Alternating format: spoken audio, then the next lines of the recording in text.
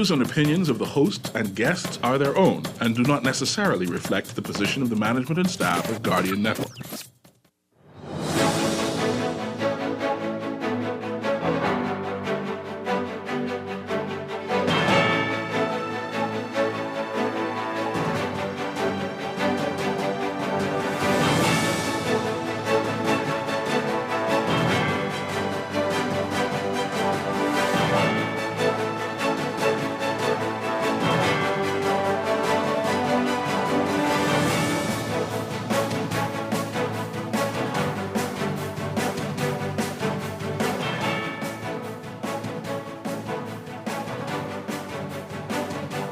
Good morning.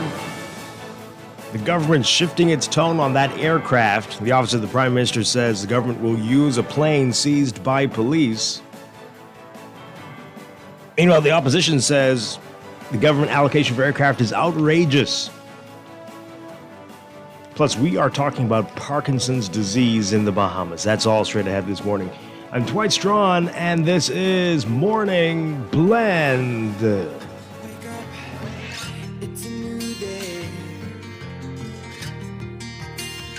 Wake up, it's a new day. It's the start of a new way. Don't you know that it's the start of the end of the old way. Wake up, it's a new day. Wake up, it's a new day.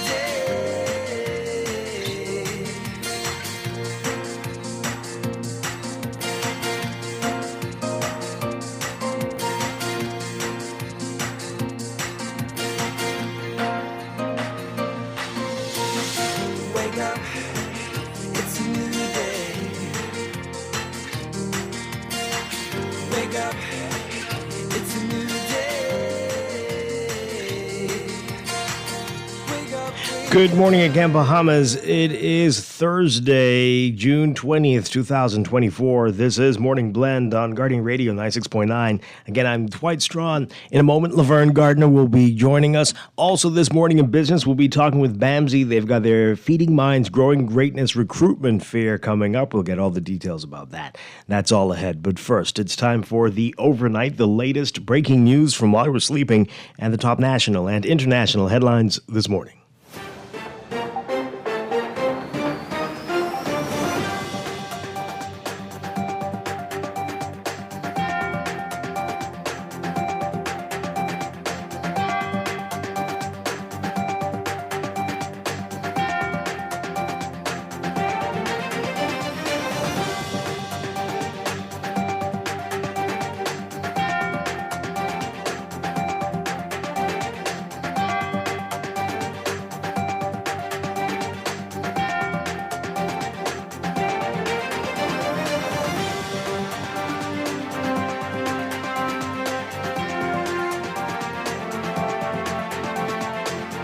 In the overnight, the government has shifted its story on a $2.5 million allocation for an aircraft on Monday night when questioned on the allocation in the Ministry of Finance's capital expenditure head, which read that acquisition of aircraft. The State Minister in the Office of the Prime Minister, Leon Lundy, said the amount was to cover the procurement of an aircraft to facilitate travel of government personnel throughout the Family Islands. Well, yesterday, the Office of the Prime Minister issued an update saying the aircraft was confiscated from the Royal Bahamas Police Force and is being repurposed for government use. Office of the Prime Minister did not explain why the government allocated $2.5 million in the capital expenditure head in the budget for acquisition of aircraft, if the plane was confiscated by the police, or why Lundy said the government was procuring an aircraft.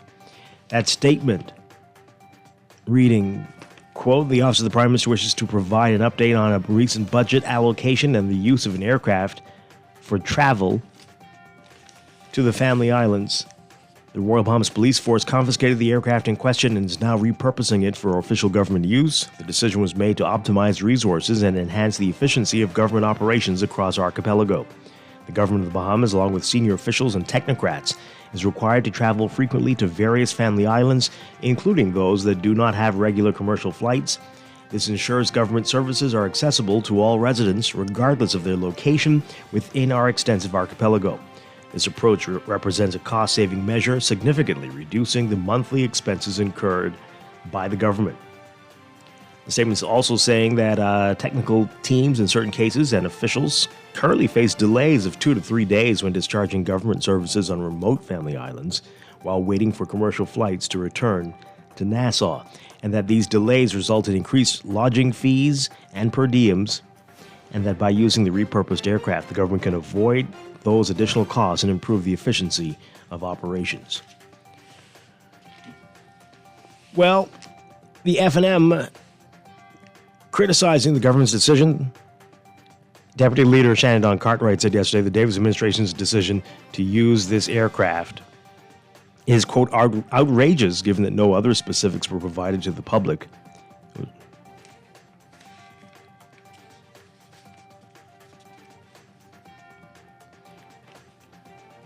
Cartwright said yesterday the money could be better spent on other needs. He said Bahamians are challenged on so many fronts, from taxes to government fees to overall cost of living struggles. He said, quote, the proposed acquisition of a $2.5 million aircraft has left Bahamians outraged and demanding more answers. The government should reverse the decision. Former Prime Minister Hubert Ingraham discharged from Doctors Hospital this after undergoing surgery to remove a blood clot from his brain on Monday night. He said yesterday he's feeling good and thanked the physicians, nurses, and other medical professionals who took care of him during his hospitalization. A 25-year-old accused murderer sentenced to 2 years in prison after admitting to breaching his bail.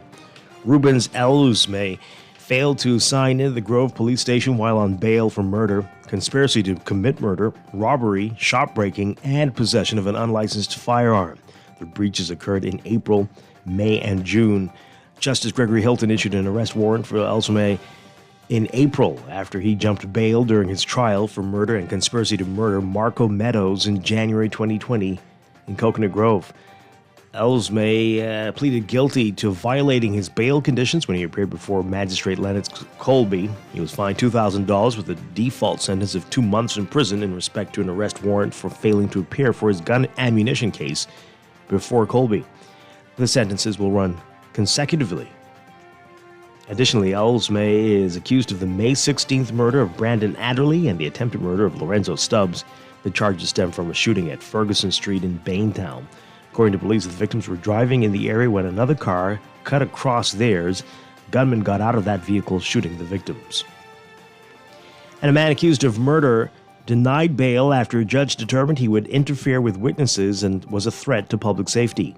Tomiko Coakley is accused of the murder of Theo Williams, who died in hospital on May 11th, 2023, after he was shot outside a bar on Hospital Lane on March 24th. Coakley was charged with murder on September 27th, 2023, and remanded into custody. In refusing bail, Senior Justice Cheryl Grant Thompson yesterday said there had not been any unreasonable delay in the case. She believed that Coakley would stand trial within 3 years. Additionally, Grant Thompson said that it was likely that Coakley would interfere with witnesses given the nature and seriousness of the charge. Noting the rise in retaliatory killings, Grant Thompson said that Coakley should remain in custody for his own safety and the safety of the members of the public. Meanwhile, Grant Thompson set bail at $30,000 for a man accused of a murder that took place in 2022 after finding that he wouldn't be tried within 3 years. James Knowles faces charges of murder, attempted murder, and armed robbery. On January 18th, 2022, Claudette Capron was headed to a prayer meeting at Resurrection Power Kingdom Ministry when she was struck in the chest and head by stray bullets. Prosecutors say James Knowles, who is 30 now, of Ida Street, and Gerardo Marshall, 18 years old, of Old Cedar Street, are responsible for the deadly shooting. Prosecutors say Knowles and Marshall attempted to murder Antoine Adderley and Emilio Ramsey and robbed Kendra Ramsey of a 2011 Honda Fit at gunpoint. As a condition of bail, Knowles must keep a daily curfew, wear an ankle bracelet, stay away from the prosecution witness, and surrender into custody at the start of his trial. Overseas, South Korea's presidential office today condemning an agreement reached by Russia and North Korea that vowed mutual defense assistance in the event of war and said it will reconsider its policy of limiting its support to Ukraine to non-lethal supplies. The comments by a senior presidential official came hours after North Korea's state media released the details of the agreement reached between its leader, Kim Jong-un, and Russian President Vladimir Putin during their summit on Wednesday in Pyongyang. The North's official Korean Central News Agency said the deal requires both countries to use all available means to provide immediate military assistance in the event of war. The office of South Korean President Yoon Suk-yeol issued a statement condemning the agreement, calling it a threat to the South's security and a violation of UN Security Council resolutions. And it warned that it would have negative consequences on Seoul's relations with Moscow. The presidential official who spoke on condition of anonymity said Seoul, in response, will reconsider the issue of providing arms to Ukraine to help the country fight off Russia's invasion.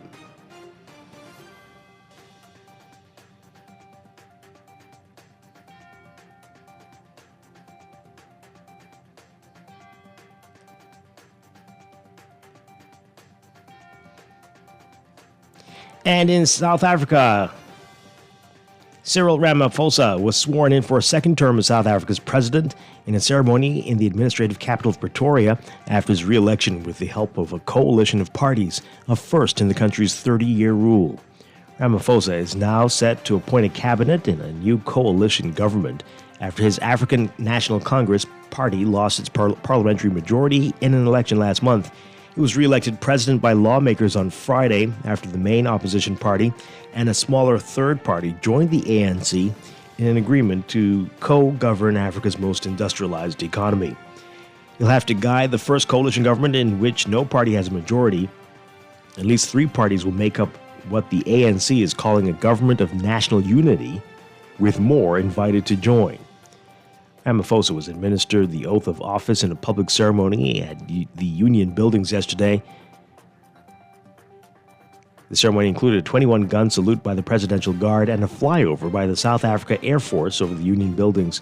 South African musicians and cultural dancers entertained thousands of citizens who attended the swearing-in.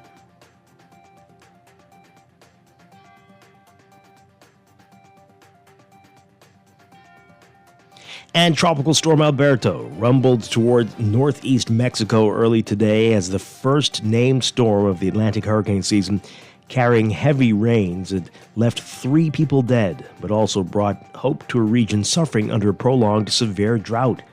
Mexican authorities downplayed the risk posed by Alberto and instead pinned their hopes on its ability to ease the parched region's water needs. Much of Mexico has been suffering under severe drought, with northern Mexico especially hard hit. One official noted that the state's reservoirs were low and that Mexico owed the United States a massive water debt in their shared use of the Rio Grande. But in nearby Nuevo Leon state, civil protection authorities reported 3 deaths linked to the storm's rains. Officials say 1 man died in a river in the city of Monterrey and that 2 miners died from electric shocks in the municipality of Allende. Local media reported that the miners were riding a bicycle in the rain.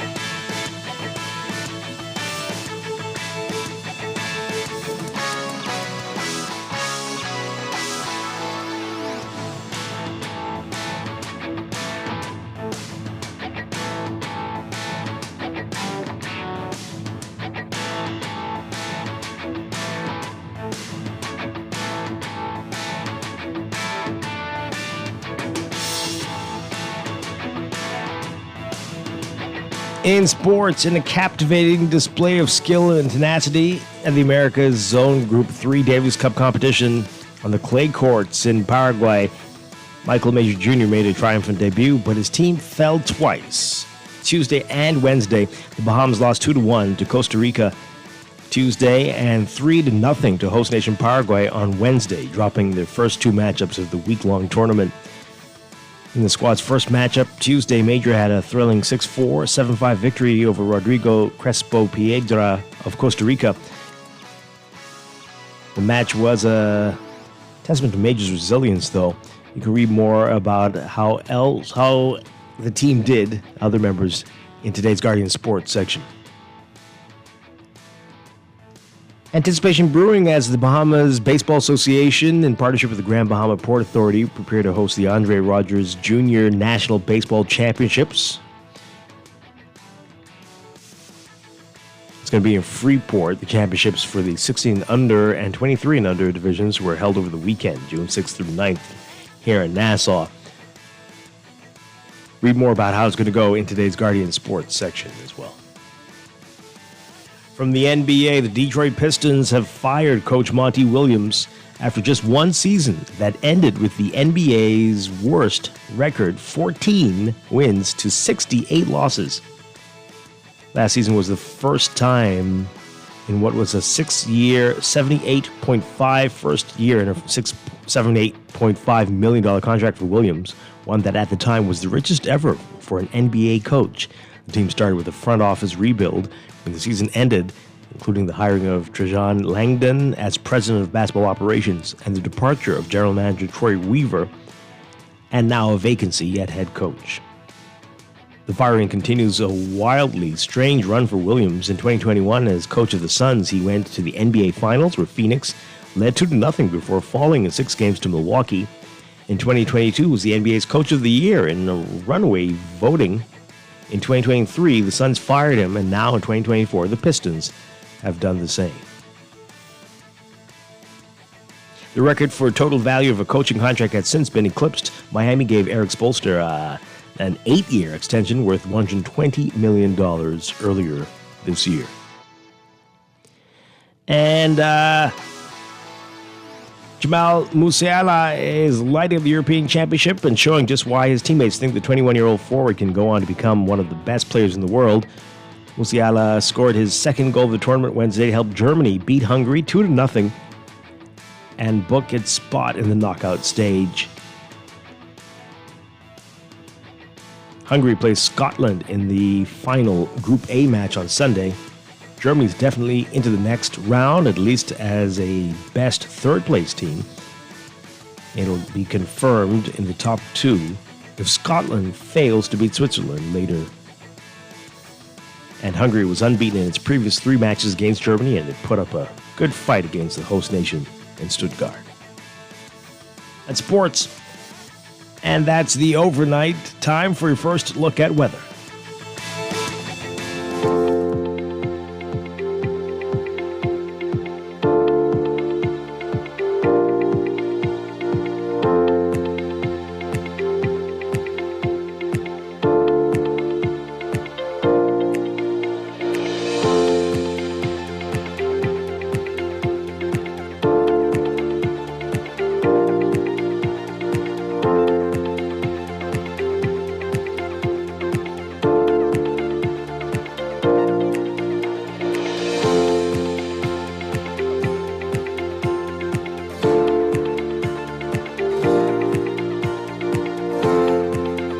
Got your first look at weather for the morning.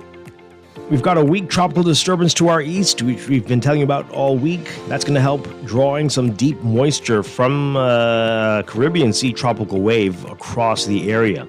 This added moisture, along with effects from an upper-level low centered over western Cuba, will allow for gradually deteriorating weather conditions over portions of the central and southeastern Bahamas throughout the day today. Winds will fall off as the disturbance moves north of the Bahamas, while strengthening over southern territories due to building high pressure by tonight. So we've got a number of warnings as a result. The potential for severe thunderstorms across the southeast Bahamas will increase beginning this evening and will spread across the country heading into the weekend. The public's urged to keep abreast of any severe weather warnings. Beachgoers are advised that there's an increased risk of rip currents affecting northern and eastern shorelines, and you should avoid entering Atlantic waters on the north and east coasts of Eleuthera, especially north of Eleuthera and Abaco, due to the possibility of high seas, rough surf, and rogue waves. Coastal flooding also possible during periods of high tide. So for today, for the northern Bahamas, northwest Bahamas, look for partly sunny and occasionally cloudy periods, hot and breezy, with isolated showers and thunderstorms by this afternoon. Expect conditions to be mostly fair, warm, and humid, with lingering showers and thunderstorms tonight. Heavier showers and more intense thunderstorms mainly offshore to the north and east of the northern islands throughout today. Small craft advisory in effect for Atlantic shorelines due to swells. Small craft advisory in effect for all other areas until noon. Winds northeast to east at 15 to 20 knots until late morning, reducing to 10 to 15 knots by afternoon. Expect winds to veer east to southeast at 10 to 15 knots, occasionally falling light and variable at times by late tonight. Seas 4 to 6 feet until noon, slowly subsiding to 2 to 4 feet by tonight, with calmer seas near shore and in sheltered areas. Expect seas of 6 to 9 feet and northeasterly swells along Atlantic shorelines and near the northeast Providence Channel. For the central southeast Bahamas today, partly cloudy and warm at first, becoming increasingly cloudy with scattered showers and thunderstorms over the southeast Bahamas by late morning and over the central Bahamas by this afternoon into tonight. Small craft caution in effect due to swells. Expect gusty winds and higher seas in or near heavy showers and thunderstorms. Winds easterly at 10 to 15 knots, increasing to 15 to 20 knots across the southern Bahamas by tonight. Seas 1 to 3 feet near shore and over the banks, building 4 to 6 feet offshore in swells. Temperature-wise today, we're looking at highs getting up to around 90 Fahrenheit, 32 Celsius. Overnight lows tonight getting down to about 77 Fahrenheit, 25 Celsius. Currently in Nassau, it's about 81 degrees. That's your first look at weather this morning. We'll have your extended outlook and a look at the tropics coming up after traffic in just a bit. Wake up, it's a new day. Wake up, it's a new day. It's the start of a new way. Don't you know that it's the start of the end of the old way. Wake up, it's a new day. You are listening to Morning Blend. When we come back, we're discussing the day's top stories right here on your home for fresh news and smart talk all day. Guardian Radio 96.9.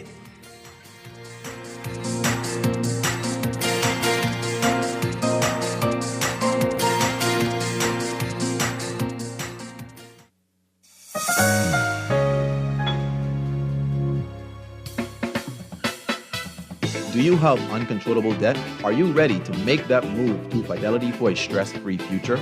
These loans have a built-in savings plan that pays you unbeatable interest. Ask about our debt consolidation loans today. Call 356-7764. Fidelity, we're good for you. Looking to elevate your gadget game, or are tech troubles simply slowing you down? Escape to a world of innovation at Custom Computers, your go-to store for the latest cutting-edge tech. Whether you need to upgrade your life with the best from Apple and Windows, or your device needs a little TLC, the Custom Computers Know-How Store is the destination for unbeatable expertise and quality repairs. With 2 convenient locations, there's a Custom Computers near you on Patton Street in Palmdale and Cades Village, or call 396-1100. Looking for great device deals and offers this summer? Look no further. Alive has special discounts on the latest smartphones, Ring devices, and accessories. Plus, as an Alive customer, you can expect exclusive yet extra offers and rewards, which means even more value for your money. We're talking more data, prizes, and surprises. Upgrade with us and experience the perfect summer with Alive in store or at bealive.com/deals.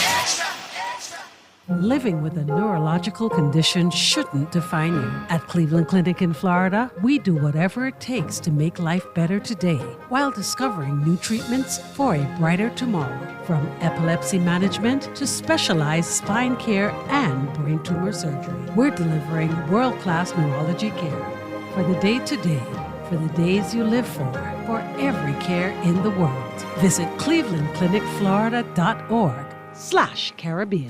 Wake up, it's a new day. Wake up, it's a new day. It's the start of a new way. Don't you know that it's the start of the end of the old way. Wake up, it's a new day.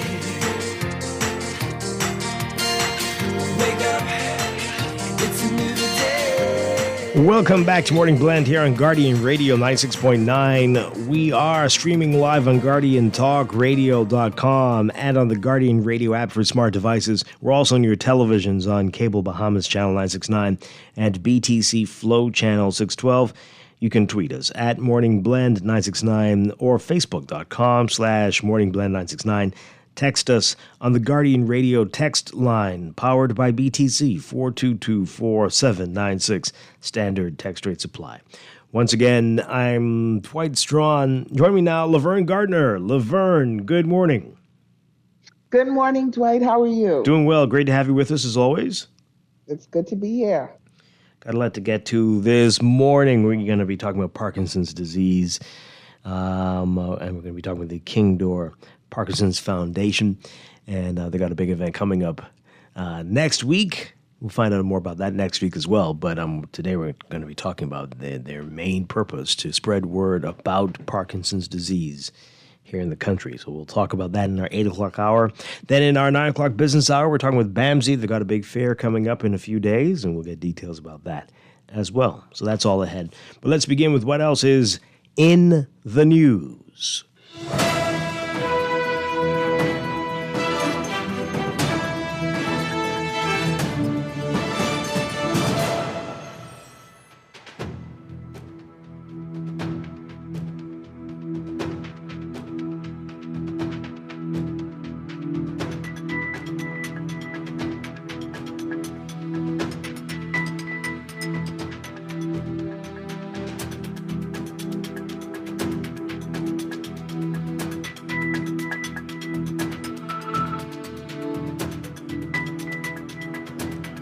And in the news, what do we call this one? Aircraft gate? That gate. It's funny, you can't say that with aircrafts. Anyway, but why did this have to get to this point? This really didn't. I mean, just this is so bizarre. And I don't know if you heard the show yesterday, Laverne, but we were talking about this yesterday. And we got a call from somebody. Don't know who that was, but they told us everything. And like Chester and I were, what? And he said it. This was a drug plane. Yeah, because someone did text us and say, why not just use that drug plane and blah, blah, blah. And he said, yeah, that is what it is. It's sitting right there on the tarmac right now, and that's what they're doing. They're going to refurbish this plane. And we're like, well, first of all, sir, I mean, where did you get this wild story from? This doesn't make any. This is insane. Lo and behold, Isn't it? Yeah. exactly correct, sir. You need to call back. That's We need to right. talk to you. Who are you? Yeah. But and so you have to wonder which one is it? Did he know, or did they like his story and say, hey, that's We'll a go great with that. idea. Let's go with that one. We don't know, but if you missed it, so this aircraft that was mysteriously just slipped into the budget as a line item without anybody, no minister was talking about it, nobody mentioned it, the Minister of Finance, the Minister of Aviation, the Minister of Transport, nobody. But it was just a line there, and the opposition asked about it, and we were told you'll get more information soon. Later, at some point when you need to know. And of course, that isn't good enough. But now the story, the headline in the NASA Guardian, government shifts tone on aircraft. Here's the statement that was released from the Office of the Prime Minister yesterday. It's entitled Official Press Statement on a Repurposed Confiscated Aircraft for Government Travel to the Family Islands. Initially, you remember, it was procuring an aircraft. But anyway, the statement says, the Office of the Prime Minister wishes to provide an update on a recent budget allocation and the use of an aircraft for travel to the Family Islands. The Royal Bahamas Police Force confiscated the aircraft in question and is now repurposing it for official government use. This decision was made to optimize resources and enhance the efficiency of government operations across our archipelago. The government of the Bahamas, along with senior officials and technocrats, is required to travel frequently to various family islands, including those that do not have regular commercial flights. This ensures government services are accessible to all residents, regardless of their location within our extensive archipelago. This approach represents a cost-cutting measure, significantly reducing the monthly expenses incurred by the government. In certain cases, technical teams and officials currently face delays of 2 to 3 days when discharging government services on remote family islands while waiting for commercial flights to return to Nassau. These delays result in increased lodging fees and per diems. By using the repurposed aircraft, the government can avoid these additional costs and improve the efficiency of its operations. For a nation like the Bahamas, with a population spread across numerous islands, air travel remains the most effective and efficient means of transportation. As a growing independent country, the central government must adopt creative solutions to bridge logistical challenges. One such solution is repurposing seized assets and making them safely usable. The Royal Bahamas Police Force will also maintain, operate, and utilize the aircraft, ensuring its safety and reliability for government travel needs. That's the end of the statement. But this is all that the opposition was asking for. And every time they asked. It wasn't. It's No. like it. They couldn't explain. No, we don't have an answer for you. Oh, I liked how you put that. I was going to say they didn't have their story ready. But okay. Yes, they didn't have. Sure. Now, yesterday I told you I was on the fence because, I can understand, and they outline it very. That's reasonable what they're saying, right? The reasons why they need their own aircraft. Sure. Do they, though? Seriously, there are times the flight is once a week. What is being said is reasonable, but, it's on the outside, on the surface, it does sound like a reasonable explanation, I guess. If flights are once or twice a week and you need to get back to deal with the issue you went there for, that is... Right. That How is going to be divvied up? Like, suppose I have to get to one of the islands and you have to get there too. What do we do? And then we got to get back. How is that going to work? It's like, well, I don't know. Calls on it first. Maybe. Like, I have first dibs. I don't know if we need to get concerned about that, right? Let them deal with that. But perhaps you go there on a commercial flight, and as the next flight isn't for a week, then we'll send the plane for you tomorrow. How about that? While we take this person to this island, which doesn't have a flight going in for many more days. And so you might come on commercial and leave on the private plane, or vice versa, something like that. Maybe. Who knows? I don't know. But let's get your reaction to it, folks. 323-6232, 325-4316, 325-4259. Call us toll free, 242-300-5720. Tweet us, Facebook us, text us, 422-4796. And ask yourself, and let's hear your answer, which one is the bigger issue? The fact that you don't think they need a plane, or the way this was communicated to us? Or maybe you have a problem with both. Just that this could have been said from the beginning. This could have been part of the debate. Why the secrecy? Why days later the statement? It feels weird. It feels weird. It feels like when questions are asked, typically by the opposition, it's a case of we won't answer or we don't have an answer for you. But then a day, 2-3 days later, we get a public statement. just say, why not just give this explanation one time? Or is it that you've determined that you don't want to explain, but you're only explaining now because someone pointed it out? Yeah. Because that's what it's beginning to feel like for me. Mm-hmm. You know, when you get like questions are being asked and you get a flippant response or I'm not ready or we're not ready, we're not prepared. When you get those kinds of responses, and then 2 days, 3 days later, now that the public has been made aware, then it's like, oh, okay, let's respond. Mm-hmm. I'm getting that feeling. I don't want to get that feeling, but I'm getting that feeling. Yeah, absolutely.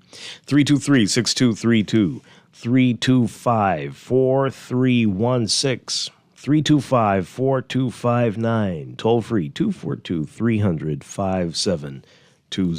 Okay, let's read some of your messages here. This person says here, it's simple, Dwight. They are lying. That aircraft would become a personal vehicle for friends and lovers. Mark my words. This person says here, they also frequently charter. Yeah, but that's probably expensive, right? They're saying they're trying to cut down on the costs. Although I'm sure it's not cheap to maintain a plane. Right. But, fuel, all of that. Mm-hmm. Well, but we have to look at all of that at the end of the day. Is it, really going to be a cost-saving measure? Mm-hmm. Yeah. This texter says, I wish I had numbers. I'm sorry. I wish I had numbers. You know what I mean? Like, typically, this is what we spend in a year or in 6 months.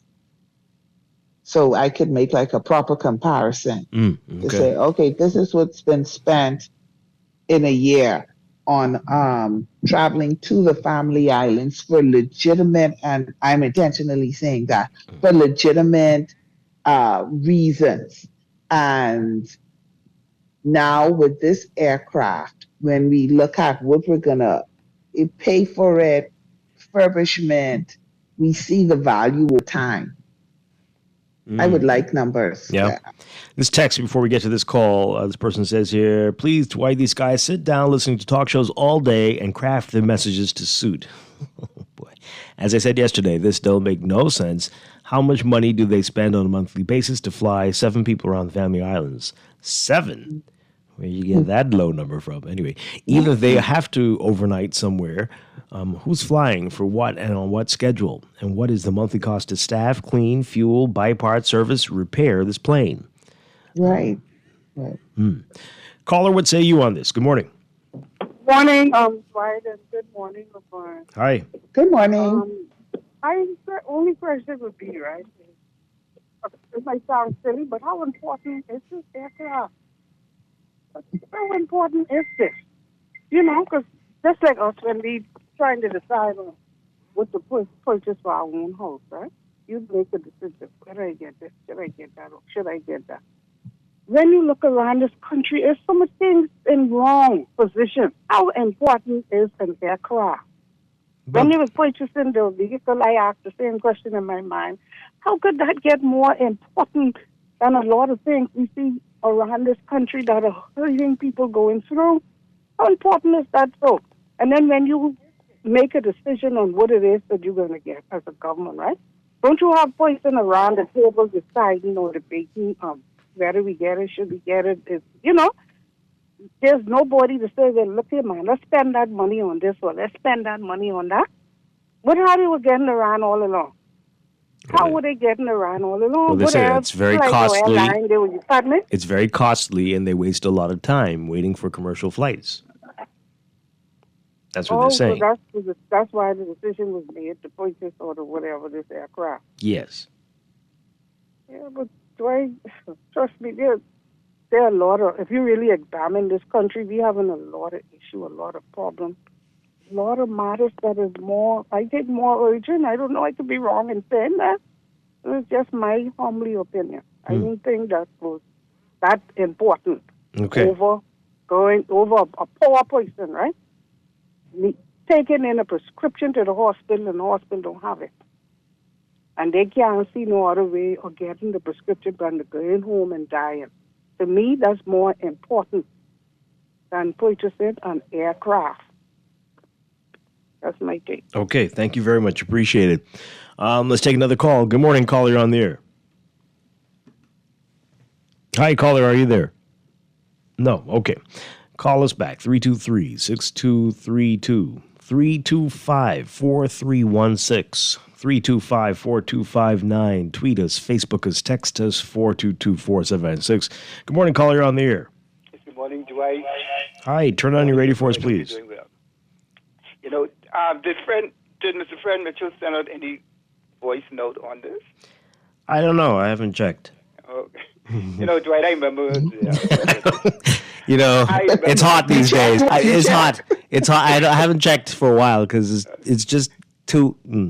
But yeah, too hot. I'm trying to. I need some. Yeah, anyway, Yeah. Go on though. Mm-hmm. But I remember at one point in time, I think the opposition was asking some question, and the DPM response was that the Bahamian people elected them, and they will govern as they see fit. And so, to me, it seemed this is the posture that this government is taking. Like I said, when Jesus and his disciples, and Jesus was walking on the road to Emmaus with the two disciples, and one of the disciples said, and we would have thought that he was the one. I was thinking that Brave Davis would have been the one that would have broken the mold, that when he said it was a new day, that it was going to be a new day, that things was going to be different, that all of the issues that and all of the things that they had spoken out against in the opposition, that they would have changed. But Dwight, nothing has changed. It has gone from bad to worse. And worse, this government is getting worse than the Perry Christie scandalous reign. So I am really sad and I'm really disappointed in this New Day government. They are not living up to their slogan. Okay. Thank you, sir. All right, thanks a lot.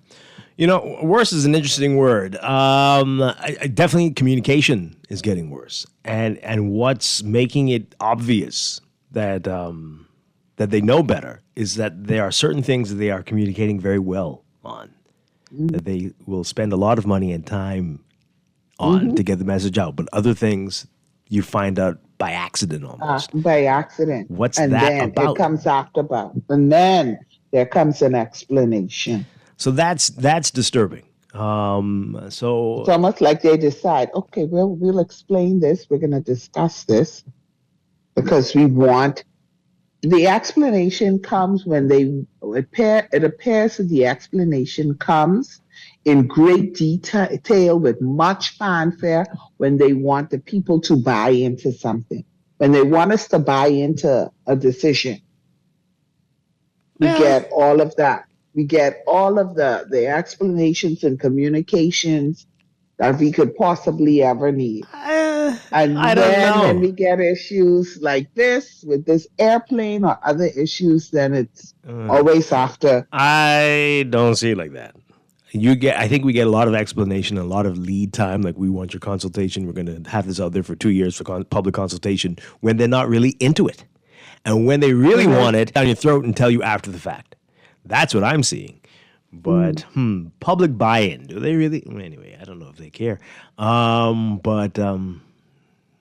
that's a sad thing, because I think there are some, especially when it comes to fees and taxes, right? There's some things that you're like, well, you're heading down the wrong road, right? But for the most part, I'm not sure if they have done anything that horrible, but the communication is very terrible and getting worse. No new taxes, but a whole lot of increased fees, Dwight? And interesting show yesterday with Michael Pintard. I mean, he said it. I hope people pay attention to what he said. And the Guardian Business section has picked up on that part as well, about him and this JDL thing, which, gets people That is- threatened with violence when you ask about That's it. it. And Right, don't he's cause saying, me to have to meet right, you don't outside, let's not please. go outside. But Let's not go outside. I am smiling. But Pintar suggesting the public sue the government. Mm-hmm.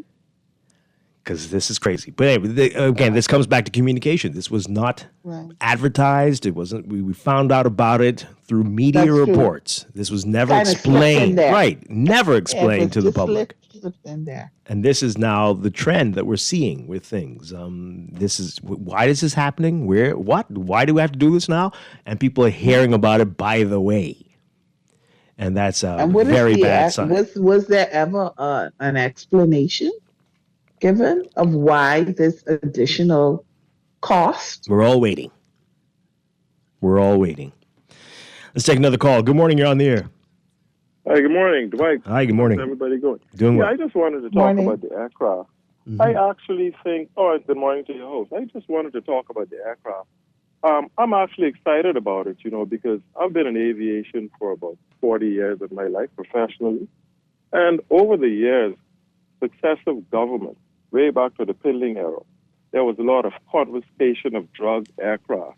And these aircraft, millions and millions of dollars worth of aircraft, they were left on the airport, rotted, and it was a total waste. And these aircraft, other countries, they use them for state purposes. Look in the Bahamas. How do you feel when you get on Bahamas there and you see a number of prisoners on the airplane? We're using the flag carrier for repatriation of patients or whoever. We use them when there's illegal boat landing. This aircraft can be a very, very precious commodity. Invariably, aircraft are very expensive to own and operate, but it's also very expensive to purchase. So could you imagine now, you confiscate an aircraft, it's now owned by the state, an aircraft that's perhaps worth maybe about $2 million. The government confiscates it, it uses it for government purposes. If we really consider how much money the government spends when there's an illegal boat landing in any of these outer islands, they're spending hundreds of thousands of dollars chartering airlines to go to these outer islands to bring these immigrants into New Providence. Then they spend hundreds of thousands to put them on Bahamas there to repatriate them to Haiti. Well, no one has suggested they're going to Right. for those purposes. No one has suggested that at all. But I hear you. I get your point. Yeah. But invariably, there will always be misuse and abuse of government funds. That is a given. That's just the nature of people. But by and large, it's a good thing, provided it's used for its intended purposes. Because I never liked the idea of sitting on Bahamas there next to prisoners, taking up the taxpayers' dollars seat. Look at those numbers. How much money do we spend repatriating Haitians? How much money do we spend to charter airlines to go to these outer islands when there's an illegal boat landing? How much money do we spend? I mean, it just goes on and on. It's a tremendous saving, and I think it's a good thing. Maybe the communication was poor, but overall, it's a good thing. It's worth it. That aircraft is worth about $2 million. The government gets it for free. And I was tired of seeing all those confiscated aircraft over the years just rotting, wasting, and not getting any use out of it. The United States, Canada, other countries do it all the time. It's normal. imagine what a difference this would have made had they spoken like that during the budget debate. But I don't think the callers made some excellent points where the aircraft can be used, except I don't think any of those things that he talked about was mentioned. This aircraft, based on the official communication, talked about family island travel for technocrats. Government. Pardon me? Technocrats and government personnel. Yeah, that's what it talked about. It never mentioned it being used for these other things that make sense, right? That it could be used for, but I don't think any of that was mentioned. Right. Maybe that'll come out in the part 2. And then, by the way, we'll also, Sure. But for me, I couldn't imagine that the same aircraft that they would use the same aircraft that they use for governments and technocrats to use, that they would also use that to repatriate No, I just can't see it. No, they won't. Yeah. But caller, thank you for the call. That was a quick And- no, they won't. It's a quick no, they won't. And prisoners, innocent until proven guilty. I'm sure those are people coming to court, right? Or I don't maybe see going. them So have I the don't know if they prisoners, have on that prisoners. No. aircraft as well. No, I don't prisoners. see that. And yes, don't mind. Never mind. But let's take this call. Good morning, caller. You're on the air. Good morning, cousin Dwight. Good morning, Laverne. Hi, how are you doing? Good morning. Nonsense. Nonsense. Utter nonsense. He mixing apples with oranges. The repatriation effort calls for larger aircraft. In the United States and all around the world, when they have prisoner transfers to have to go from one state to the next, they put them on their commercial They flights do. as well. They absolutely do. With marshals, Yeah. air marshals. So tell them stop keeping nonsense. You understand? You know what it is? First of all, you got to find out what type of aircraft it is, okay? Because most of the smaller aircraft only carry up to 9 people. How often do these And that's a good point. politicians travel to make one up? Why And how didn't much they did say them that in cost? the statement? That's a good point. Well, now that you've talked about it, why not tell us what type of aircraft it is and What type how of many, aircraft is how it? many seats it will have and all that stuff. And from jet to jet, a King Air or something like that, from here to Meguana, those things just run out of fuel in terms of coming from Nassau to Meguana and have to refuel. They have to go to Inagua to refuel. But you can't just have 2 pilots because in case one, you got to put those pilots on rotation and they have to be paid every day. So you need at least 4 to 5 pilots to do that. Then you're talking about the servicing record and how versus if a politician go to Meguana for 3 days, he know the flights only come twice a week. You're talking about $300 per day, $100 tonight. How much you think it could cost to fuel that plane and to pay those pilots to go down there? And from Meguana, then they got to go to Auckland. Then from Auckland, they got to go to Cat Island. Nonsense. A bunch of nonsense. The politicians are not very good at telling us the truth. And it's time Bahamian people stop falling for the flurry and stuff like that. That's utter nonsense. How much of them must go to Meguana every week? Some of them don't even know what Meguana look like, the politicians. So tell them stop talking foolishness. Now, see, Alan, the Brian could come to you with the numbers between him and 52. Thanks for taking my call. Wow. All right. Thanks a lot. All right. Let's take a couple more calls before we take a break. Good morning, caller. You're on the air. Yes, good morning, Mr. Strachan, and good morning to Mr. Laverne. Hi. Good morning. Good morning. Yes, I totally agree with the other caller. He always make a lot of sense. I always love listening to him. But, instead of keeping the planes up there and letting them rot, why not just auction them off? Auction them off internationally probably, where you could get probably the most money for it. The kind of way probably fix them up and all, refurbish them a little bit so you could get top dollar for them. Auction them off because if our government keeps them, maintenance is going to be a problem. That kind of way. And if our government if anyone from the government has to travel on government business, right? Organize your business trips around the flight plans that the flight, whatever time the flight is moving through. Then you set your business around that time, so there won't be no wait, no problem, or whatever what to expect because the time is already scheduled. That kind of way. Because like I say, it's a bunch of foolishness what they're talking about. Like I say, that other caller made so much sense, man. But Dwight, a topic that we probably could discuss, seeing that they're talking about this campaign thing, since campaigning coming around, this plain talk, right? We could probably talk about the international campaign donations that these political parties are allowed to get. You know what I mean? As citizens, we should care about campaign financing, and we should try to have some reforms because we need to understand how important campaign financing has on what our leaders do. You know what I mean? It influences the decisions that they make and other things like that. So I feel as if international financing, Dwight, should be made illegal, man, and that's something that we should pull for as a people. At least let's try to get one thing done before this campaign thing. You know that all the political parties believe in that, right? Yeah, when they're in opposition. When they're in opposition. But when they get in, they completely forget that they promised to deal with it. Yeah, but you should know why they would agree with that, Dwight. Politician with that mindset, I would probably love international donations also. You know, that kind of way, because, international donors can be so wealthy. You know what I mean? Do you know just to run into a man who has, say, $20 or $10 billion? Do you know the amount of influence he could have down here and the amount of things he could cause to happen in this country.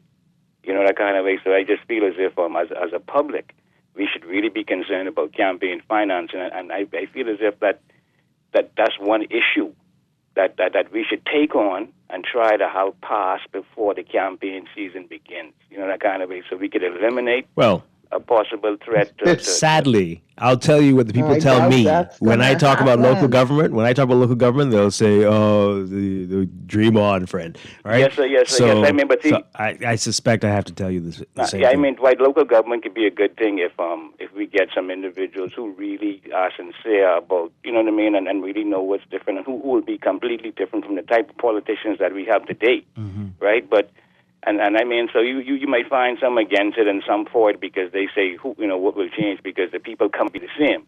But a topic like campaign financing, like that's something that everybody should be able to understand and be for, because I mean, like I said before, campaign financing is a major issue in countries where the public is like intelligent and understands the process, that kind of way, because it's a quid pro quo thing.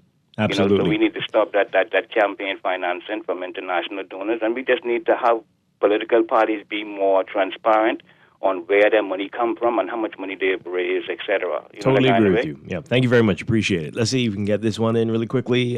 Good morning, caller. You are on the air. Good morning, Dwight. Good morning, Laverne. Hi, good morning. Good morning. All of the conversations this morning, I am in total agreement with. It really exposes the persons who are actually listening on behalf of the Bahamas government. They are now being exposed that Bahamian people are not asleep at the wheel anymore. They are actually awoken. They are actually listening. They're actually analyzing these things that they put out in the public domain. And I'm going to tell you, if it sounds like garbage, it's going to be called out for being garbage. Here's my question that I noticed that the white elephant in the room that no one has even bothered to ask. If this particular aircraft, for instance, that this sits out at the airport, this King Air, it has to be refurbished. But the government, through its pronouncement, said that they want to put forward $2.5 million. And this aircraft is estimated anywhere between $2.5 and $3.4 million. Buying a brand new one. What sense does it make to refurbish an aircraft with $2.5 million? Are you going to refurbish a used aircraft? Maybe I understood this one in particular at the airport is a 2022 aircraft.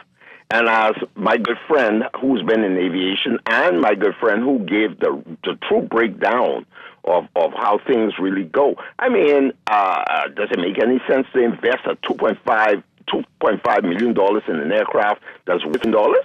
Are you going to gut out the entire thing, take out all the avionics, take out the engines, have them, taken out, recertified, and so on and so forth? What is the true scheme? In essence, what I'm saying to you, Dwight, Laverne, and the rest of the Bahamas, this government has not been transparent in their dealings when it comes down to Bahamian people. The politicians still regard Bahamian people as naive. We lack intelligence. We cannot think. And so they figure they can throw anything out there and hope that it'll stick with us. We'll accept it, hook and sinker. We got to stop the nonsense. Campaign finance reform. Let me tell you something. We've been talking about this now, I know personally, for over the past 15 years. Yeah. And these politicians have no desire to bring in campaign finance reform. In fact, they don't even like to disclose their assets. You think they're really going to disclose who's financing their party in these elections from an international standpoint? The amount of influence in this country alone, Dwight, is mind-boggling. We wonder why certain persons get in certain persons, and the Bahamian people are left behind. We have to fix the Bahamas in closing for the Bahamian people. Okay. We are being taxed heavily, and we are hardly getting nothing other taxation. Thanks for taking my call. Thanks a lot. All right, we're going to the break. But the caller yesterday who knew everything, I think he said that this was just basically a shell of a plane so they could pile in all the drugs in the world they could fit in it, right? So, no, right? Yeah, so you got to add seats and all the things to make it a comfortable plane, not just for cargo. And so I don't know if that cost $2.5 million. I have no idea, but it certainly is going to cost money. But maybe we'll get that in the third statement on this. But anyway, this is Morning Blend on Guardian Radio 96.9. Stay with us.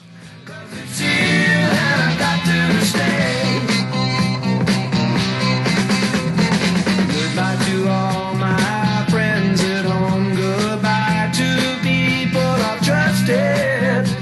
I've got to go out and make my way. I might get rich, I might get busted.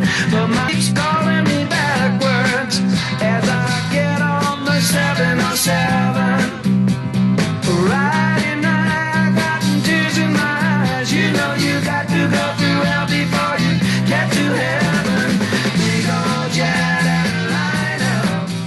This is Guardian Radio 96.9 FM, Nassau, Bahamas.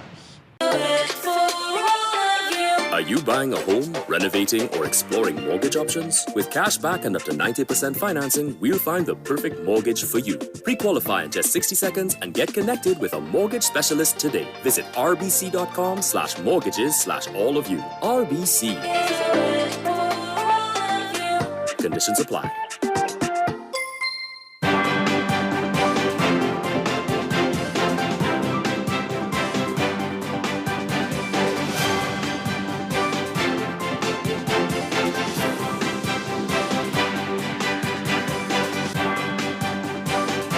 It is time for your first look at traffic for the morning, brought to you by RBC. Get a no-fee auto loan with up to 100% financing.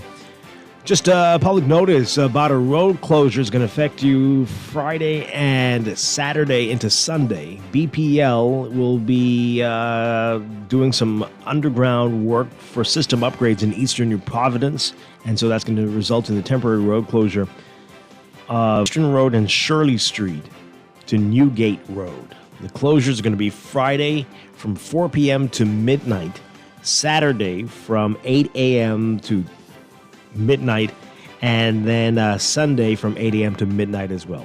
So again, that's Eastern Road and Shirley Street to Newgate Road, and that's going to start Friday. So if you can avoid the area or use some alternative routes during these times, BPL says they apologize for any inconvenience caused. If you have any questions or concerns, you need more information, visit bplco.com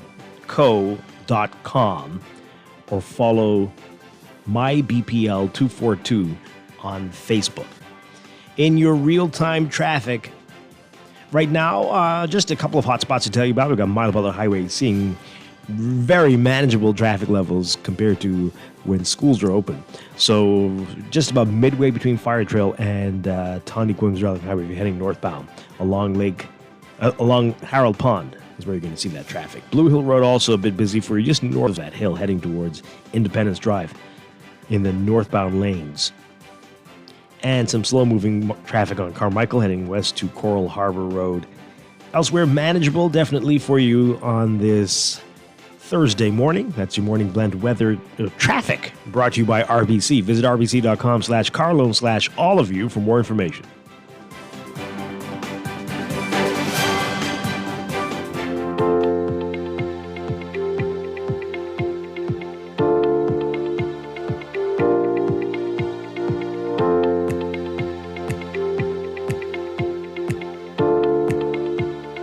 And time for another check of your weather for today, brought to you by Easy Car Sales. We've got a weak tropical disturbance to the east of the Bahamas that's helping to draw some deep moisture from the Caribbean Sea and a tropical wave there and across the area.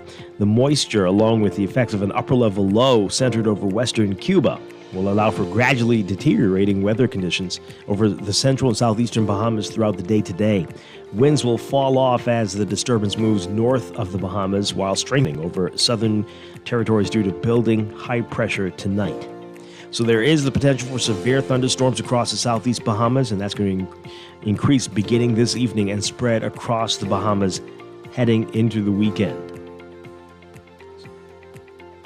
Beachgoers are also advised that there's an increased risk of rip currents along northern and eastern shorelines, and you should avoid entering waters of Atlantic beaches of the north and east coast of especially North Eleuthera and Abaco, as there's a possibility for high seas, rough surf, and rogue waves. There's also a risk of coastal inundation during periods of high tide. Your forecast for today for the northwest Bahamas, partly sunny with occasional cloudiness, hot and breezy this morning, with isolated showers and thunderstorms by this afternoon. Expect conditions to become mostly fair, warm, and humid, with lingering showers and thunderstorms tonight. Expect heavier showers and more intense thunderstorms, mainly offshore to the north and east of the northern islands.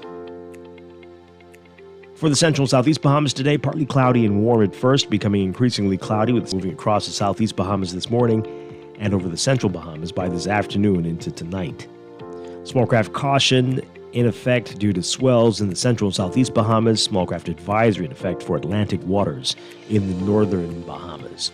Temperatures today getting up to around 90 Fahrenheit, 32 Celsius. Overnight lows tonight getting down to about 77 Fahrenheit, 25 Celsius. In your extended outlook, the development of a wet weather pattern heading into the weekend is going to be aided by persistent troughing and streaming moisture across the area. Winds and seas will gradually subside as the tropical disturbance to the east of the Bahamas moves over the southeastern U.S. over the next few days. So for Friday, tomorrow, partly cloudy to cloudy, warm and locally breezy with scattered showers to widespread showers and thunderstorms. Saturday, mostly cloudy, warm, and humid with scattered showers and thunderstorms. We'll take a closer look at the tropics in our next weather check after the 8 o'clock news. This weather check brought to you by Easy Car Sales. The Easy Car Sales lot is full of new vehicles, new electric vehicles waiting for you to test drive. Stylish latest tech features, EVs are a great investment in your future, free from expensive gas and maintenance. Drop into Easy Car Sales on Gladstone Road or visit easy242.com to find your EV and dump the gas pump today.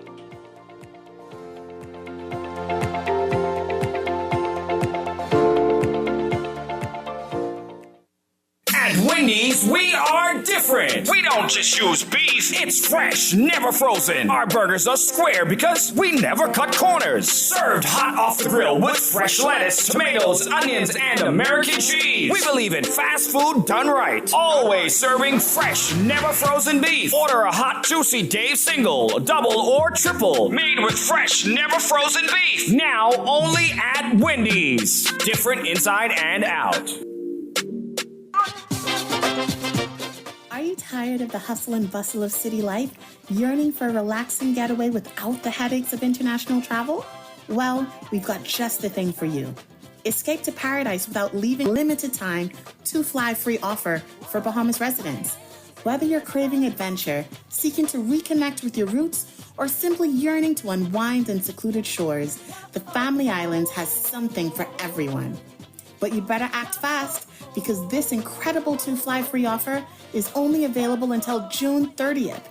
Don't let this opportunity slip away. So why wait? Book your trip today. Escape the ordinary, discover the extraordinary, and experience the magic of the Family Islands. Visit BahamasResidence.com for more information and start planning your ultimate island getaway today.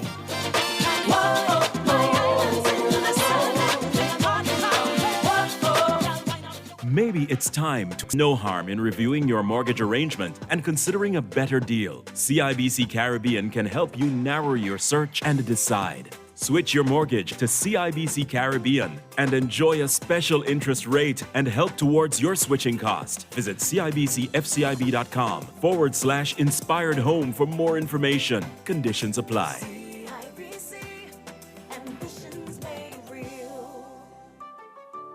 Doctors Hospital has reimagined primary care. We have invested to improve our health system, ensuring that accessible, affordable, world-class clinical care is closer to you. We understand that your relationship with a primary care provider shapes the foundation of your overall health. Our new modern primary care facilities are where critical diagnoses and true personalized treatment begins. With locations across New Providence, Grand Bahama, and Exuma, we invite you to experience the Doctors Hospital difference. Book your next appointment at clinics.doctorshosp.com. Now let me see now. 326 EPIC. Hello? This Epic battery. This Miss Beulah from round the corner. I hear you're selling tires now on Wolf Road too. Praise, it's about time. I live Fox Hill and Fire Trail. It's too far. That ain't all. They open Monday to Friday, 7 a.m. to 7 p.m. On Sunday and holiday, 8 a.m. to... My brother Sam, he's a hacker, and he could go right there and get fixed up. Call us at 326 EPIC. We ship also to the Family Islands. In the world of business, technology is not a choice. It's a necessity. And for businesses that demand excellence, there's only one choice for unparalleled support and cutting-edge technology. Custom Computers. You have challenges and we have solutions. Computing, networking, storage, and printing for enterprises large and small, aligned with premium brands like HP, Microsoft, Konica Minolta, and more. Get tech done the right way with Custom Computers. Call the know-how team at 396-1101.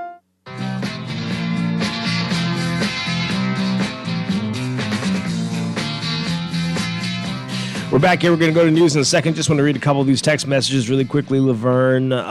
This person says here, the way they do it is at the Domino's table on Friday. Someone says, this would be nice. Then Monday, they start working on it. Allocate $1 million. Then a year later, they say we need it. This will be good for the baby people. And no matter what they currently do, whatever it is, it has a cost that they should have known yesterday.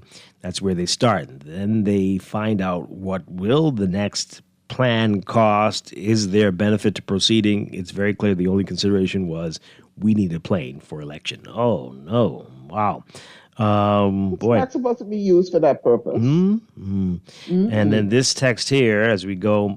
I still say this airplane thing is nonsense. Typically, when there was a need to travel to the Family Islands, the government would simply charter a flight. This is an important injection of capital into the economy for supporting the local airlines, fuel suppliers, etc. To now internalize this cost goes against the idea of providing stimulus to various areas of the economy. The only thing I see happening is now more frequent flights since the government now has its own aircraft, and not to mention the increased daily per diem costs for these delegations. Wow, we're back after the news.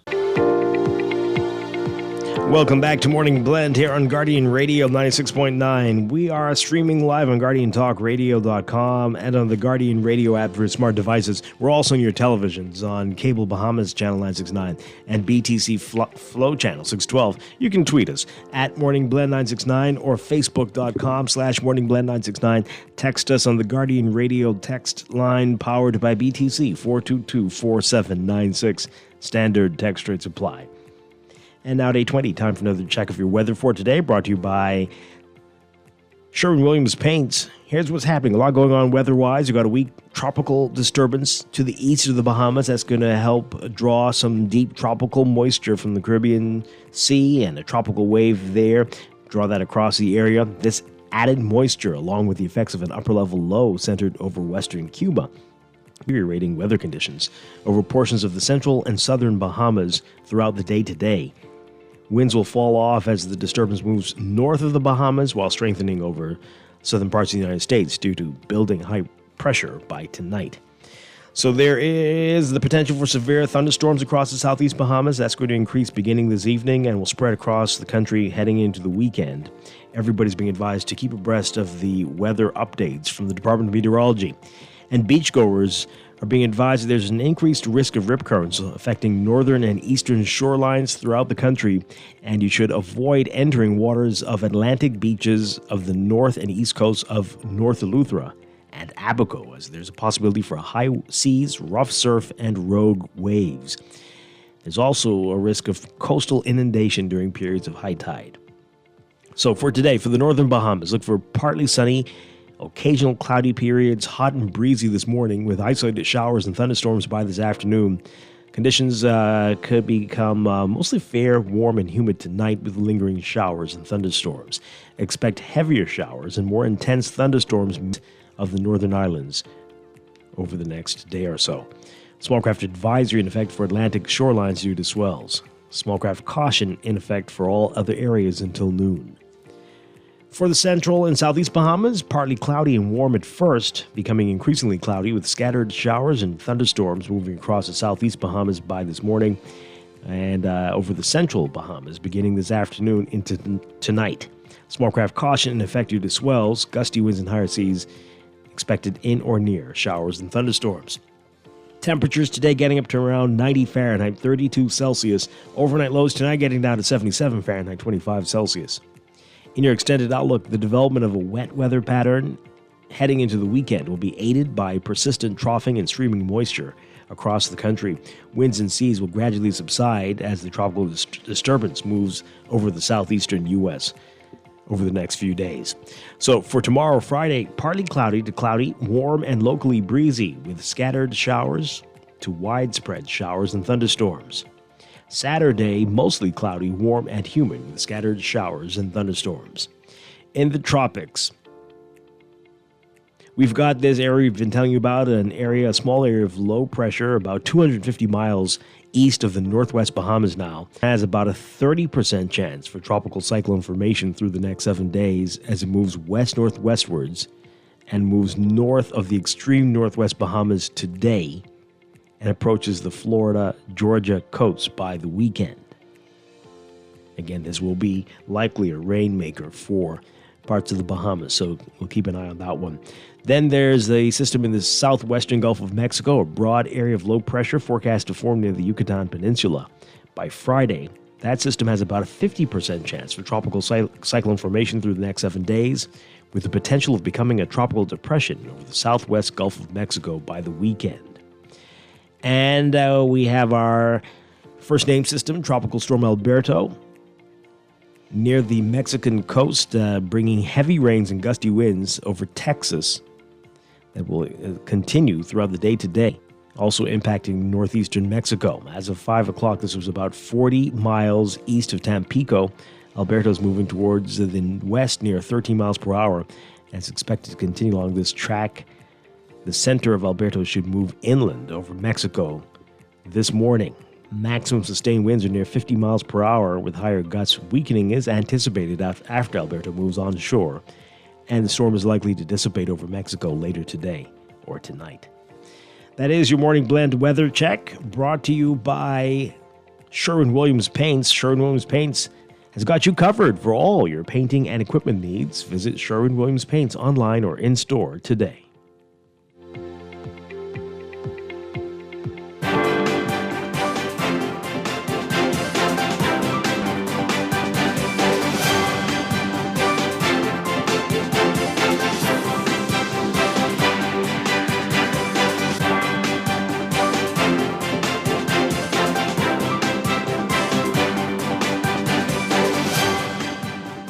And time for another check of your traffic for this morning, brought to you by RBC. Get a no-fee auto loan with up to 100% financing. Just to let you know about what you might expect tomorrow and through the weekend as a result of some work that BPL is doing. This is going to be at the intersection of Eastern Road and Shirley Street to New Gate Road, a temporary road closure to facilitate underground work for system upgrades in Eastern New Providence. The closures will be Friday from 4 p.m.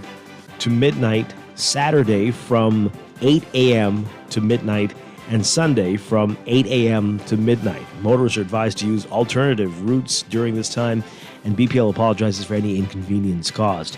For more information and updates, visit bplco.com or follow on Facebook, too, on Facebook. With your real-time traffic at this hour, again, not looking so bad. Schools are closed for the most part, so it's quite manageable during rush hour on New Providence. So we've got Robinson Road looking busy for you from about Soldier Road to East-West Highway Marathon Road if you're heading westbound. And Blue Hill Road, just north of Soldier Road on the way to Independence Drive.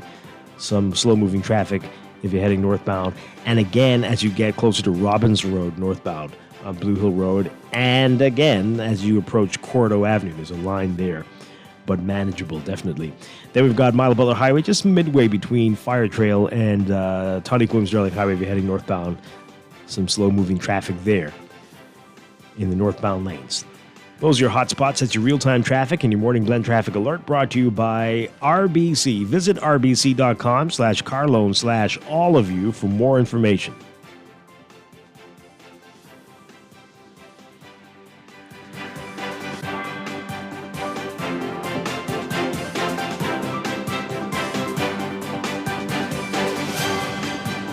Earning as little as $100, you can start earning interest on your money while you're sleeping, eating, or standing in line at the bank with the CFAL Savings Express Plan. Ready to invest? Start by putting $1,000 into our mutual funds and earn interest there too. Because at CFAL, your interest is our interest. Visit CFAL.com to start now. CFAL, growing wealth for future generations of Bahamians. RBC. Life is full of twists, turns, and defining moments that create your own unique story. However your story unfolds, we're here to help guide you through it. From every big decision to every new adventure, RBC. Visit rbc.com/Caribbean/all of you.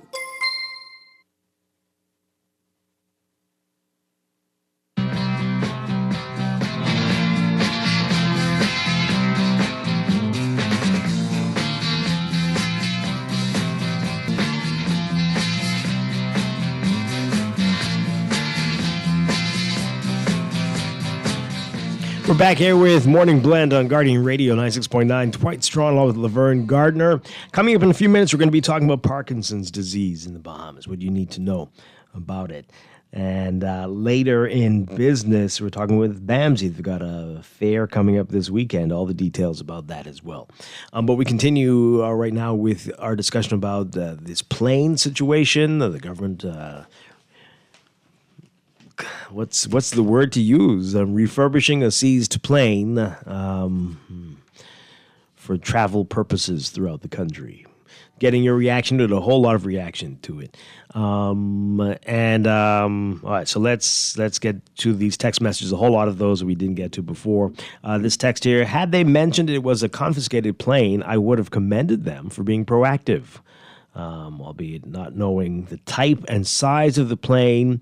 But the evasiveness of the truth leads me to feel bamboozled. Like you said, what they want is done in an instant. They want, example, redoing the Electricity Act with no public consultation and introducing the Natural Gas Act when none of the other fuels have an act, and all presented and passed in a day. My assumption is, okay, it's getting a little... We're very specific now.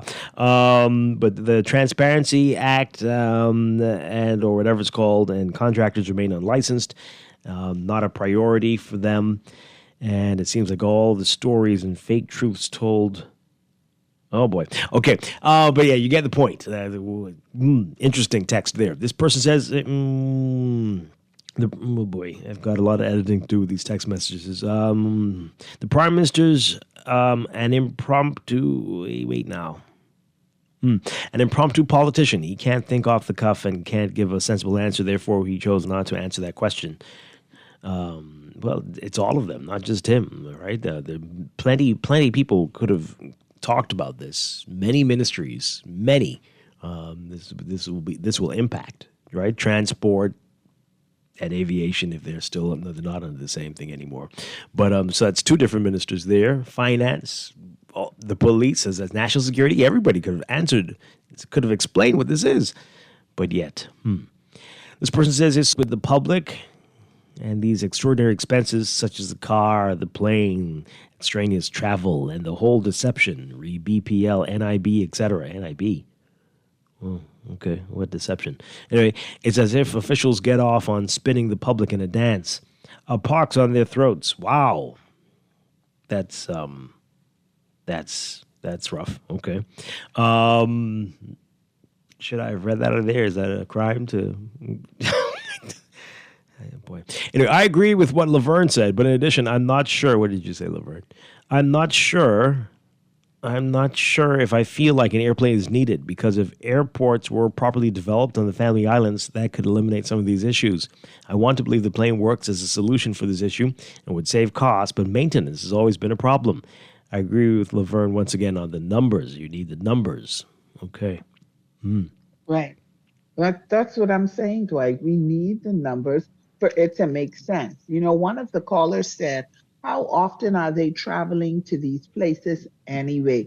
How much time, you know, that's there's been a delay, that's been an issue where they had to send extra money because, you know, the plane wasn't, they know that you're not going to get a flight for another. Now, are you saying this because you doubt or because you just want to know? Both. Oh, boy. I am in doubt. I am suspicious. Oh, and, you know, and I'm honest enough about me to say that there is a distrust of governments in general for me. So I am in doubt, but I also want to know that it really makes sense because you're talking and you're saying all of these things, and logically it sounds good. Okay. But is this really so much of an issue that it warrants this purchase or investing this money in refurbishing the seized aircraft? Right. Okay. Is this so much of an issue? So I need to know. So Yeah. I need the numbers. Okay. Next messages. This person says that these occurrences, like with a $2.5 million plane, often follow up with damage control statements from the Office of the Prime Minister. So the Minister of State and the OPM had to rely on the Director of Communications to say it was a confiscated plane rather than the Minister answering the question in the House of Assembly. Certainly seems so. This person says you can't judge anything this government is doing because they are governing by PR. But bad PR, though. It's not good PR. So what are they doing? Anyway, is this a 3, 5, or 7-seater? I'm sorry. I'm losing confidence in the government daily. Morning Blend. The situation shows that many governments do not understand what's in their budget. They are merely what is written for them and not able to debate. Many in government, I think you're trying to say. Yeah. This also proves what someone said to me. Bahamians mainly live in Nassau and Freeport. They have no idea how vast the country is. This texter, I believe they didn't have an answer at the time and had to make up a story. So the money is to refurbish the plane. If yes, they said the money was to purchase the plane. Well, procure. Since there will be a need for fuel, pilots, and maintenance of the aircraft, the value of the ownership of a plane, the government already gives subvention to the mail boats. I recommend that government gets free fares on the mail boats to use for travel. I bet they won't do unnecessary travel if that's the case. Oh, boy. Can you imagine that? Well, Right, can you won't see them imagine for that? weeks, though. They'll be That's right. at sea It'll forever. be even longer. My goodness. But would you notice a difference? But the plane may be a great idea or useful as a police or government plane, but do we, the citizens, need an extra expense or taxes of an aircraft at this time? We have lots of other important areas that can use $2.5 million. $2.5 million. Okay. I went to the clinic Tuesday and they didn't have a Motion 800. The Motion, do you mean Motrin? Probably. Motrin 800 pill to give patients. The PLP hired all the reporters and still having a nightmare with what they need to. A PR nightmare, I think they're trying to say. PR nightmare. Yeah. What they need to do is use that plane to fly out of office. That's funny. I'm just saying it's funny. They didn't hire all of the reporters, though, Texter. Not all. Dwight, you still available? For what? For what? Anyway, this text, that was a funny call so I can recover. Good morning, caller, you're on the air. Good morning, Dwight and Laverne. Hi, good morning. Good morning. Morning, Dwight. I also listened to the budget, the Prime Minister's budget debate. What caught my attention, Dwight, I stand to be correct. I believe that he allocated $2.something million on training 200 students in the culinary field.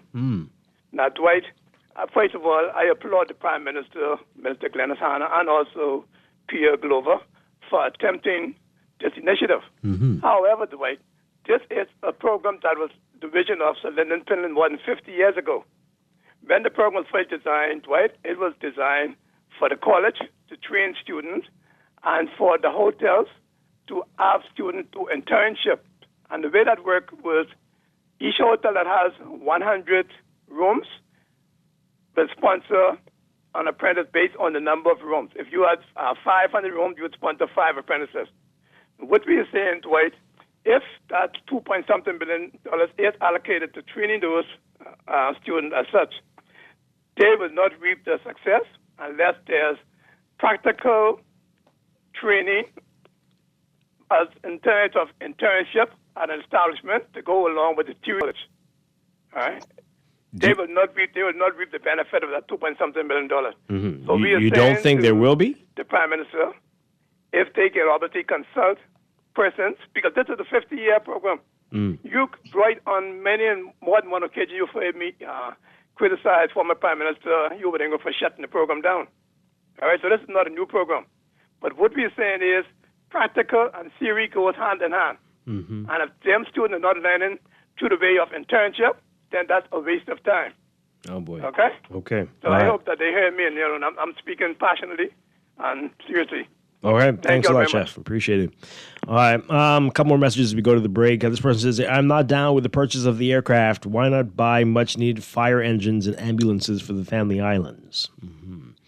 This person says here, the aircraft is not important right now. The only way this is worthy is that it will be used for the far-flung family islands, but just bad decisions over and over. How many defense and police force aircraft are there? Why not put either of them to more use for government travel? At least they have full-time staff and accountability. Well, they said the police are going to be the ones managing this, right? They're going to be the ones managing and maintaining it, eh? Yeah, yeah. Sounds like they're going to be doing the work, the refurbishment, too. Well, they got to search to make sure there aren't any compartments with some surprises inside them, The story doesn't add up because government... That's not a joke. That's a real thing, Laverne. You got to make sure. It's probably just the way that you said it. Oh, okay. So I'm jokey. That's what you're saying. This story doesn't add up because government has numerous what is this? They have a number of officials that travel to the family islands. That plane wouldn't last long if they're going to use it for government officials traveling. You're saying it's going to be overused. That's what you're saying? Probably. Okay. Another texter here. That last caller had a good point on what the aircraft should be used for. This is early in the show. But that is not the intended use at all. I hope you heard the text before the news. That person was saying how the money that government spends on planes and charters now is helps to boost the local economy, taking away that from them. And that's a serious point. But anyway, we'll see. The politicians don't go to Maguana often. We have all seen that airport recently. Yes, there was some viral images of that. Very disturbing. This one says, I'm curious if the plane is not the same plane that was promised to civil aviation to allow for faster responses for future airplane accident investigations. Oh. Boy. And can we be honest? During the run-up to the by-election in Grand Bahama, it was alleged that the politicians were campaigning on taxpayers' money. Subject to the size of this plane, this will be used for politicians to fly up and down campaigning. A 7 to 9-seater, that's a perfect size for the PM and his crew to jet set around 18 months before election to galvanize support in the family islands.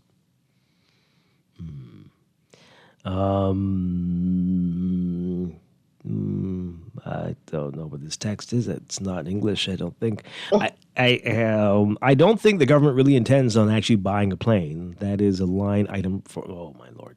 Okay, for something else. They're saying that MP that talked about the plane travels almost every weekend.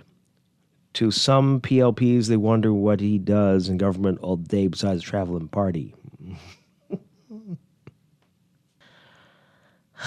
Boy. Yeah, well, okay. What's the big deal? They should have had a plane long time.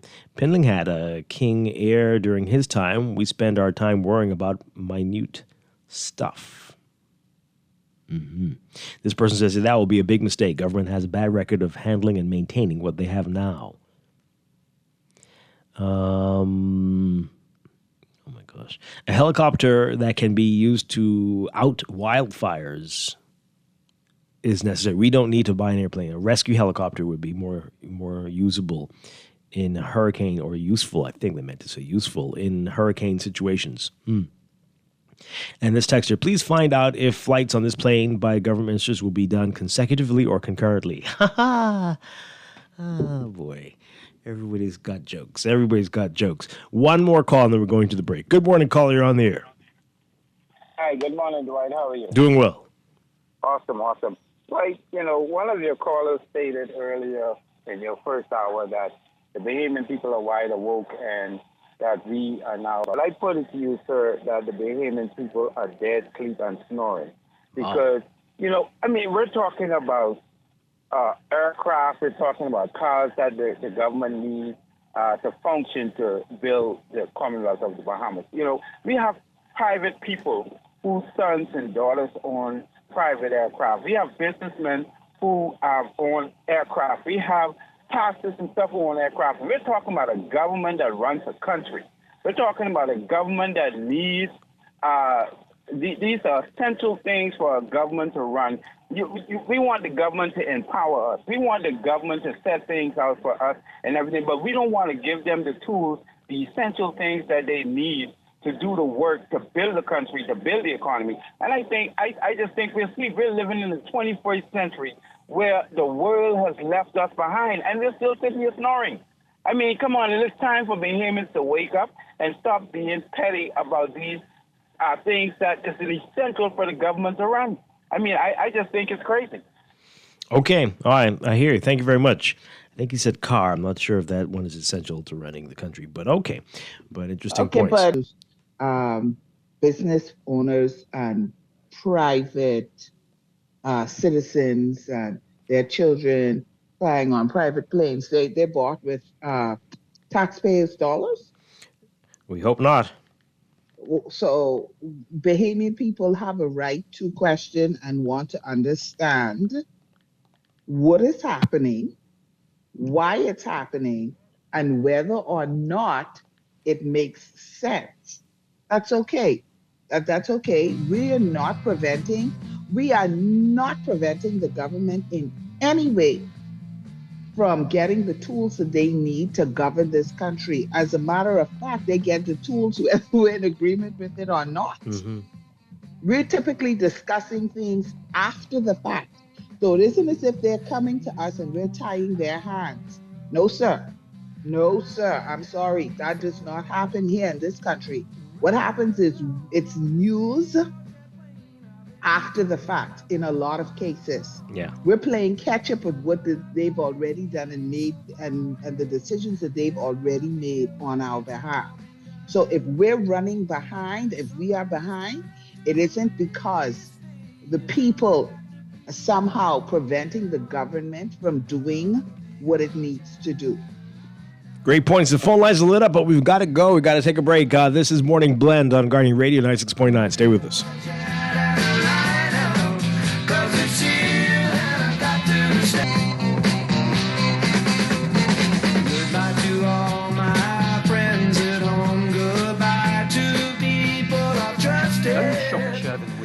Don't get the best service in the Bahamas then. The love is really, really strong in Sherwin-Williams. We don't just sell paint. We service you with a smile, good hearts, mind, soul, and body. And we love our customers as much as we love ourselves. Yes. Real talk. I'm not just saying this Real talk. to impress myself. We love to go beyond with customer service. So they feel delighted to come in Sherwin-Williams because they know I can either see Dee Dee, or I can see Shelly, or one of our other wonderful staff members. We treat our customers with the respect of our boss because there are many paint companies they could choose to go to. No, baby. If they go to some other paint companies, so I gonna get this little thing at the end of the week. We want to make sure you get that little ting, Shelley. Come visit Shelley and Dee Dee at Sherwin-Williams, Bahamas, and you'll surely find color in every day. Tired of banks forcing you to use technology? Your convenience is important. So no matter what your banking needs, Commonwealth Bank's friendly staff are always available in branch for that personal one-on-one service. But when you choose technology, our online and mobile banking app offers you state-of-the-art functionality. The choice is yours. Commonwealth Bank. Bank the way you want. We all know that our country's electricity infrastructure is decades old. It is breaking down, it is too expensive, and it cannot transmit clean energy. Small changes aren't enough. We are taking it all on. Upgrading and modernizing the grid, solar power, major energy reform. That's how we get to lower prices and more reliable electricity. It will not happen overnight, but it will be game-changing. Go to newenergyera.gov.bs to learn more. Ladies and gentlemen, Kingdom National Parkinson Foundation presents its 24th Charity Gala, Saturday, June 29, 2024, at the Grand Ballroom Grand Hyatt Bahamas Convention Center. And here to set the mood right and the night tight is none other than international artist Johnny Gill. You got me singing, my.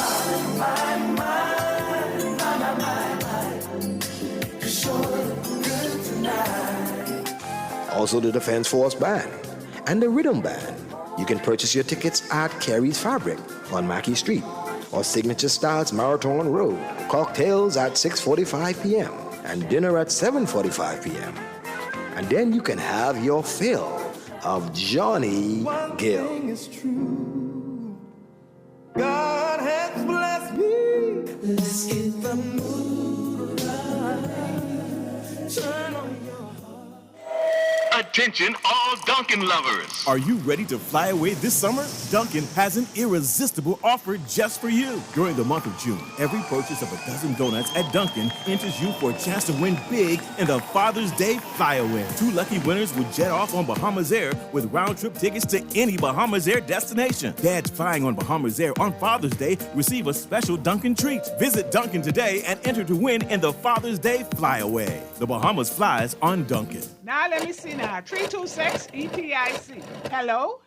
This Epic Eckert Battery. This Miss Beulah from round the corner. I hear you're selling tires now on Wolf Road too. Praise the Lord. It's about time. I live Fox Hill and Fire Trail. It's too far. That ain't all. They open Monday to Friday, 7 a.m. to 7 p.m. On Sunday and holiday, 8 a.m. to 4 p.m. My brother Sam, he's a hacker, and he could go right there and get fixed up. Call us at 326 EPIC. We ship also to the Family Island. Happy Independence, Bahamas! Let's celebrate 50+1 together with a unique Janae's Uniform Center Independence print, dry fit polo or t-shirts, ribbons and pole bows in black, gold, and aquamarine. Special family package includes buy 2 adults and 3 children Independence polos or t-shirts and get 15% off. Outfit your staff for a special Independence dress of week or day with a different design. For more than 30 pieces of Janae's Independence polos or t-shirts, get up to 25% discount. Janae's Uniform Center Chesapeake Road Independence Selections. Choose your favorite and celebrate 50+1. Restrictions apply. Screws and Fasteners World, Balfour Avenue and Palm Beach Street, has those hard-to-find fasteners for you right now. You can find stainless steel regular hex, carriage bolts, galvanized bolts, threaded rods, nails, self-tap screws, sex bolts, anchor bolts, turnbuckles, masonry tools, hand tools, and weed whacker strings. Check out the rope selection and car body fasteners too. Special orders are welcome. It's your #1 fastener store. Screws and Fasteners World, Balfour Avenue and Palm Beach Streets. Call 326-1976. This is Guardian Radio, 96.9 FM, Nassau, Bahamas.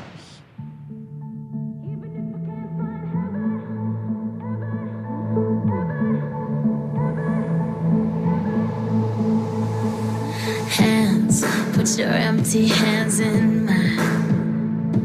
And scars, show me all the scars you hide.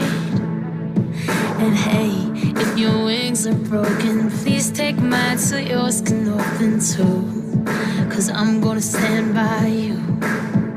Oh, tears make a lot of scopes in your eyes. And hurt, I know you hurt. And love, if your wings are broken, borrow mine so yours can open too. 'Cause I'm gonna stand by you. Even if we break it down, we can find a way to break through. Even if we can't find heaven, I'll walk through home with you. Love, you're not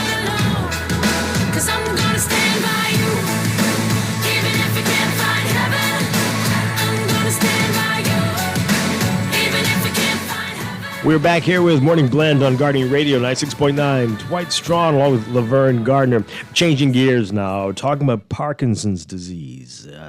Getting word out about this has been the years-long work of Mavis Darling Hill with the Kingdor Parkinson's Foundation, and she's with us in studio this morning. Good morning, Mavis. Great to have you with us as always. Good morning, and it's wonderful to be here with you, Dwight. All right, so we're going to talk about Parkinson's in a bit, but remind people about Kingdor Parkinson's Foundation, how this got started. Okay, so Get a little closer to the mic for us, please. There we go. In 2020, no, 2000, okay, 2000, in 2000, I'm sorry, it by several friends, family members, myself, to share the Parkinson's story. Okay, and the Parkinson's story is that my father was stricken with Parkinson's disease. And during that time, during that period, we knew nothing about the disease. The Bahamas knew nothing about the disease. And so we were all over the place trying to find out what was happening with this father who was very, very active and vibrant. And so my mother made a decision at that point for him to be diagnosed in Florida. So we went to Jackson Memorial University in Miami, Jackson Memorial Hospital, and he was diagnosed Parkinson's disease. And How old was he at the time? He was 67. The onset for Parkinson's disease is 60 years old. And so during that period, even at age 60, we realized that certain things were going on with him. He was not able to button his clothes the way he did. You know, it's like little children buttoning their clothes, one button above the other. And even his shoes, putting on his shoes was difficult. And so Parkinson's disease is a progressive disease. At the time, what was he thinking was going on with him? People were saying, doctors told him, oh, you have arthritis and you have to realize, King, that you're getting older. And as you get older, those things would happen. But we weren't satisfied with that. My mom was not satisfied with that. My father was the type person, he was very jovial. He was always saying, doing things. His favorite thing, well, his holidays were all favorite, but he loved where he can tell people about certain things. He'd call us and say, you know, so and so is happening. So this man had stopped doing those wonderful things he was doing, and he had become quiet and not very responsive. And so there was a concern. And so when we started the organization, we started to really tell persons how to manage the disease and to let them know there was nothing to be embarrassed about, nothing to be ashamed of. And, you know, I had family members who did not like the idea of me coming forward to talk about it. But after Daddy was diagnosed, he saw a friend at the airport, and that person was asking him, they said, King, so what's happening with you? You're in this wheelchair. So my father actually told a story. I have Parkinson's. It's not it's debilitating, but, you know, I won't die as a result of that. Once I stay steady, I do what I'm supposed to do, I manage the disease, I have no falls and so forth, I'll be okay. And so he actually told for the longest, we couldn't get him away from that guy because he was educated by the doctor as to how to manage his condition. And so Bahamians now think that it should not be closet. Right. We're asking people to do all the fun things they did prior. As a matter of fact, do even more because you're older and hopefully you're with your relatives, your loved ones. They would take you places and do things with you. During my father's stretch with illness, I used to find myself jumping in a car. We would travel just to Florida because one day he said, Mavis, I need a vacation. So my mother, my daughter, myself, we jumped on a plane and we drove. And that time there was no pilot driving GPS. There was no GPS at that stage. Oh, you had to use a map. So listen, I got lost, got found. It was really crazy. But the exciting part was that he felt he was going and doing something, something fun and different. Wow. All right. So, I have a question. Yes, right? Laverne. Good morning. Good morning, Laverne. How you doing? I am well. Great. Have you found that because of your father's transparency with what was going on with him and you being very open and talking about it, have you found that more Bahamians who may have the same diagnosis are coming forward, sharing their story, building a community? Excellent question, Laverne. Let me tell you, Bahamians, for the most part, they still look at this disease as something to be ashamed of. You know, the signs and symptoms are not very complimentary as far as they're concerned. You know, bradykinesia, the slowness of movement, they don't want any association with that. So we have some persons who will call and say, you know, my Grammy, my mother, my father has Parkinson's disease. What can I do? What should I do? We have materials for every topic you want to think about. And we actually have those available for anyone who wants it. But Laverne, Bahamians do not want to talk about it. Persons who have the disease, who can afford it, they jump on a plane and they go to the doctors there. I'm not even sure they utilize doctors here like they should. And the persons who cannot afford it, they're the ones you hear from. And of course, many of them, they would come forward and they talk to us. And they want, looking forward to having someone as a caregiver. Caregiving is very, very expensive. So we cannot promise that, not based on the kind of budget we have. And we have a very, very small budget. We don't get a whole lot of help from the public. The same companies that gave us from day one, we've been getting from them. But trying to go forward, I had someone say to me the other day that having a ball, they're not going to give me anything to have a ball. Even though I tried to explain to him, and this is an American, the Bahamas. I said to him, listen, in the United States, I know, because I used to go to a lot of the balls of that the Parkinson Foundation had in the States. And they have balls every year. And they had that to sensitize the people, for them to understand. Even though you have Parkinson's disease, you can have fun. Even though you have Parkinson's disease, it was found out that persons with Parkinson's disease, when they're on the dance floor, you cannot tell the difference between your dancing and theirs. They sing very well. So if you're in a choir, don't think they're going to be stumble and sound out of place. They're going to be very, very clear singing. As a matter of fact, their voice is even richer. Yeah. Well, we've seen Michael J. Fox hasn't stopped acting. Exactly. Do we many people have Parkinson's here? Especially if you say people aren't coming forward. What do we know? Well, what we do know is that we need our doctors here to join forces with us. And so they too will share. We had, for example, we had a questionnaire some years ago. And we took them to several doctors' offices. And we had very, very little response. They did not tell the patients. They felt we were taking people and sending them abroad. No, we did not, and we were not doing that. We want to have an idea as to how many persons we're looking at in our community and how we can help them better. We cannot help them if we don't know who they are or where they are. And so, you know, Dwight, Laverne, let me tell you, there's a gentleman, and he told me not to call his name. Wonderful, wonderful gentleman and his wife. Every couple of months, they give me a batch of like $2,000 worth of coupon certificates to be redeemed at super value. He keeps saying to me, I say, wow, but I'm not even giving you feedback. How do you know where this money is going, this food is going? He said, listen, I have confidence in you. I know your father. I know what he did. And I am very proud of you, and continue.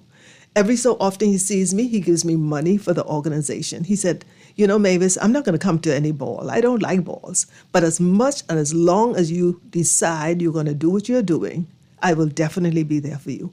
And so I just got, a couple of days ago, he just sent me $2,000 worth of coupons again. $1,000 worth of coupons, certificates I got from him. I gave it to Mount Olive, CB Moss group. They got $2,000 worth of coupons. That's a couple of months ago. And so I have that. I've given certificates also to Foam, Candy Gibson, for people who she know would benefit from it. And so people like him, you can really, really appreciate, because he knows he cannot actually take care of poor people, or like he said, persons with Parkinson's, Alzheimer's disease. He cannot properly take care of them, but he does a lot to dent whatever's going on with them. Because it's very expensive. Medication is very expensive. It is very difficult. I said this time that after 24 years, Dwight, Laverne, I'm saying, should I give up now because it's really, really hard? I want people to know I'm not putting monies in my pocket. I don't do things like that. But to maintain and do the things we've been doing, we have speech competition. And we only since the pandemic, we stopped having yearly competitions. The last one we had, though, was in 2022, November. That's 2 years, November. But we take care of that bill ourselves. We went to Fusion. That was like $2,000. We gave the person who actually assisted $2,000. And I'm saying it costs to do things, okay? Do you think it's because we don't have the numbers, people don't know how many people are affected, why there is? Maybe that is a case too, because of course you want to see the face of persons with Parkinson's disease. And I think we'll see a couple of faces for the ball. We said that persons with Parkinson's disease, we will give them tickets to come, them and their caregiver, or one person in their family. We don't want to give it in advance for them, oh, I didn't make it, and so I didn't come. We have persons who will be there, and who would actually, once they give us their names in advance, they would get their tickets with their loved one. Yeah. So tell us a little more about the disease. How it's diagnosed? Is there a test? How do you know for sure you have this over something else? Okay. So we talked about the cardinal signs. The cardinal signs being, first of all, the tremor. And so 87% of persons who are diagnosed, that is the first telltale sign. And then, of course, there's the movement. And then there's stiffness of the body, postural instability. And then there is also a situation where persons are having postural problems, okay? You'll see them bent over when they're walking, and they're walking very unsteady. And so doctors say that if they find that there's like 2 of the 4 cardinal signs, they say yes. So there's not like a blood test or anything that would reveal that. And there are other signs for Parkinson's disease. You have persons who the speech is slurred, persons who actually the voice is very low tone, and have persons who, a lot of them do not eat very well. They eat like a bird. The taste is affected. They're constipated. There's so many different signs and symptoms of the disease. Are there is there genetic link, a component? Do we find people, families, or you could be predisposed to it? Is that possible? Well, researchers are saying that it's environmental and genetic. So those 2 components, yes. Oh boy, wow. Now you mentioned medication. Tell us about that, and therapy. What can alleviate these conditions? Is there anything? Well, medication helps, definitely. Exercising helps. We encourage people. Exercising really helps the brain in so many different ways. It helps the body in terms of people who want to lose weight and so forth, or keep toned. And so those are the main things. Now, deep brain stimulation, if Dr. DeMerit was here with me, he's away. We were trying to get him on Zoom, but he would tell you that deep brain stimulation is very expensive. What is that? Explain what that is. It's something where they put a system in the brain, and you would be okay. But it doesn't last for very, very long. Now, I'm not sure how very long is very long, but they said that it does not last. Well, it's not there forever. Right. It's like a pacemaker. It's just a temporary relief from the symptoms? Absolutely. Okay. Yes. Wow. But like I said, very, very expensive. My goodness. Yeah. And then, there's so many different medications that can be used. We have booklets concerning that as well. Yeah. Wow. And we have Aware in Care. We have a Parkinsonian who, I think she just came out of hospital last week sometime. But it's versus the doctors to know that they should take their medication a certain time and not a whole handful at a time. And so I think many persons, I find myself sometimes, so if I'm rushing, I take all my vitamins together, which makes no sense. It's supposed to be taken at different stages. Yeah. So the medication, is it covered by insurance, covered by the government if you're on NHI? Now we're going to the government, and we're going to say to them that this is something that needs to happen. It's expensive for persons to manage like that. And so managing your health, if you have Parkinson's disease, is very difficult unless you have a caregiver or someone in your family who will be there every step of the way. Yeah. My goodness. And again, you've been at this for a long time, 24 years. 24 years. All right. You mentioned it a couple times, a ball. You've got the big ball coming up. Oh, yes. You're Laverne, I hope you're there too. I'm trying to get Dwight to at least come this time. You're going to be, Laverne? you'll be back with us. Yes, Dwight, are you flying me in? Oh, wow. Okay. Well, Okay, if, so if Laverne, you'll both be of my us, date. Laverne, both of us will have to be on him. Dwight is my godchild, and he needs to be there. Yes, Dwight, you need to be there. I agree. I'll be a +1. Okay. all Okay, right. so Laverne, you'll be there too, you're saying?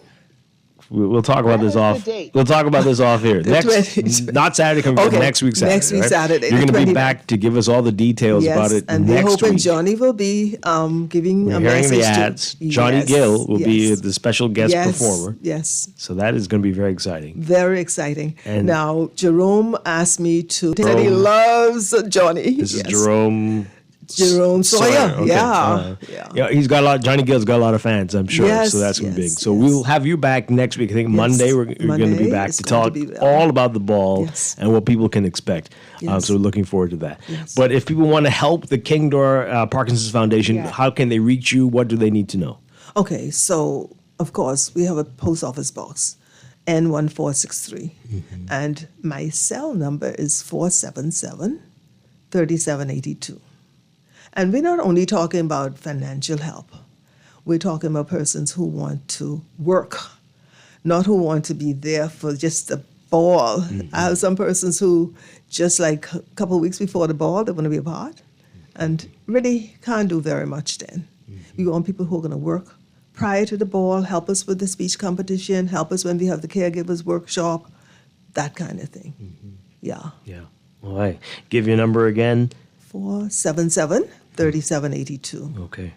And so if you have Parkinson's disease or you have a relative with Parkinson's disease, feel free to call me and help because we are available to help. And I'm going to be very, very happy, and I'm going to tell you more about it next week, but our president for the whole United States for Parkinson's disease, he will be at the ball on the 29th. Wonderful. Yes. Wonderful, wonderful. So we're looking forward to this. Again, Mavis Darling Hill with the King Door Parkinson's Foundation, National Parkinson's Foundation. Thank you so much for being here. Thank you for the great work that you've been doing all these years. Thank you so much for having me. And support, definitely. Thank you so much. Thank you. Laverne, see you. All right. Again, Mavis will be back with us next week, and we hope to have some surprises on that show as well. Yes. With more details about the ball. So stay tuned for that. We're going to take a break for news and then be back with Morning Blend Business here on Guardian Radio 96.9. Stay with us. Girl, you give me life. Ain't nothing like the soul of a woman to make you keep on going when you feel like giving up. Don't ever wanna give up. That's my baby. Ain't nothing like the soul of a woman. I'm talking about the soul, yeah. Ain't got nothing make you feel like $1 million bucks. This is Guardian Radio 96.9 FM, Nassau, Bahamas. 96.9 FM, fresh news, smart talk, all day. The views and opinions of the hosts and guests are their own and do not necessarily reflect the position of the management and staff of Guardian Network. Wake up, it's a new day. Wake up, it's a new day.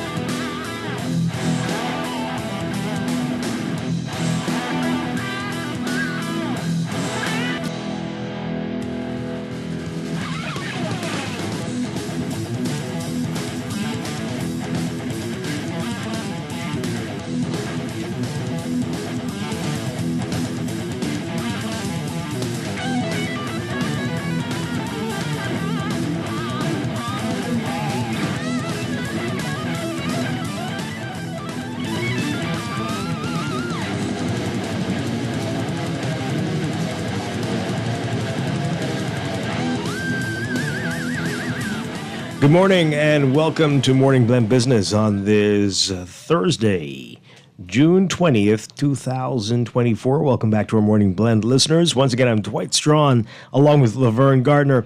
And this morning we are talking about BAMSI. They have a Feeding Minds Growing Greatness Recruitment Fair this Saturday. Here to tell us all about this, we're very pleased to have with us Admissions Officer Verniqua Bethel and Cadet Officer and BAMSI graduate Romeo Josie. Great to have you both with us this morning. Welcome. Thank you. Thank you. All right, and just right. Okay. So, all right. So, BAMSI.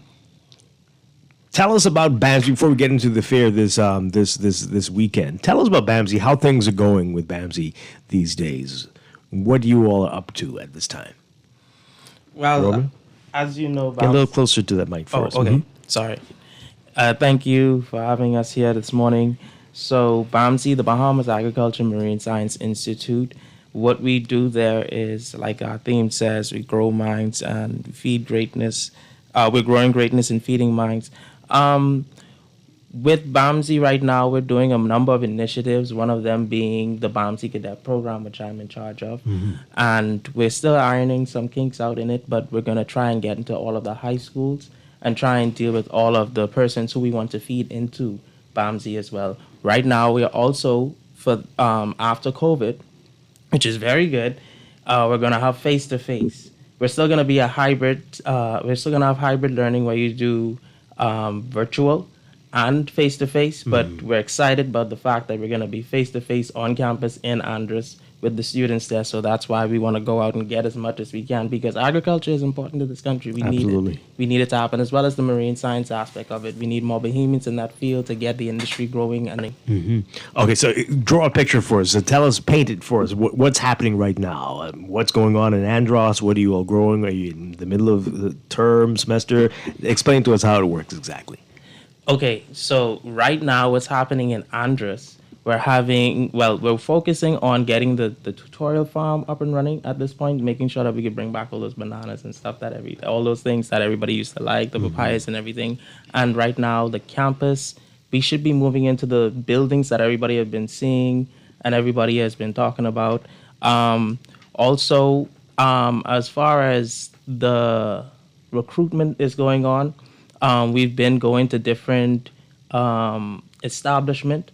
We've been going to schools such as, I think that was Donald Davis in Fox Hill.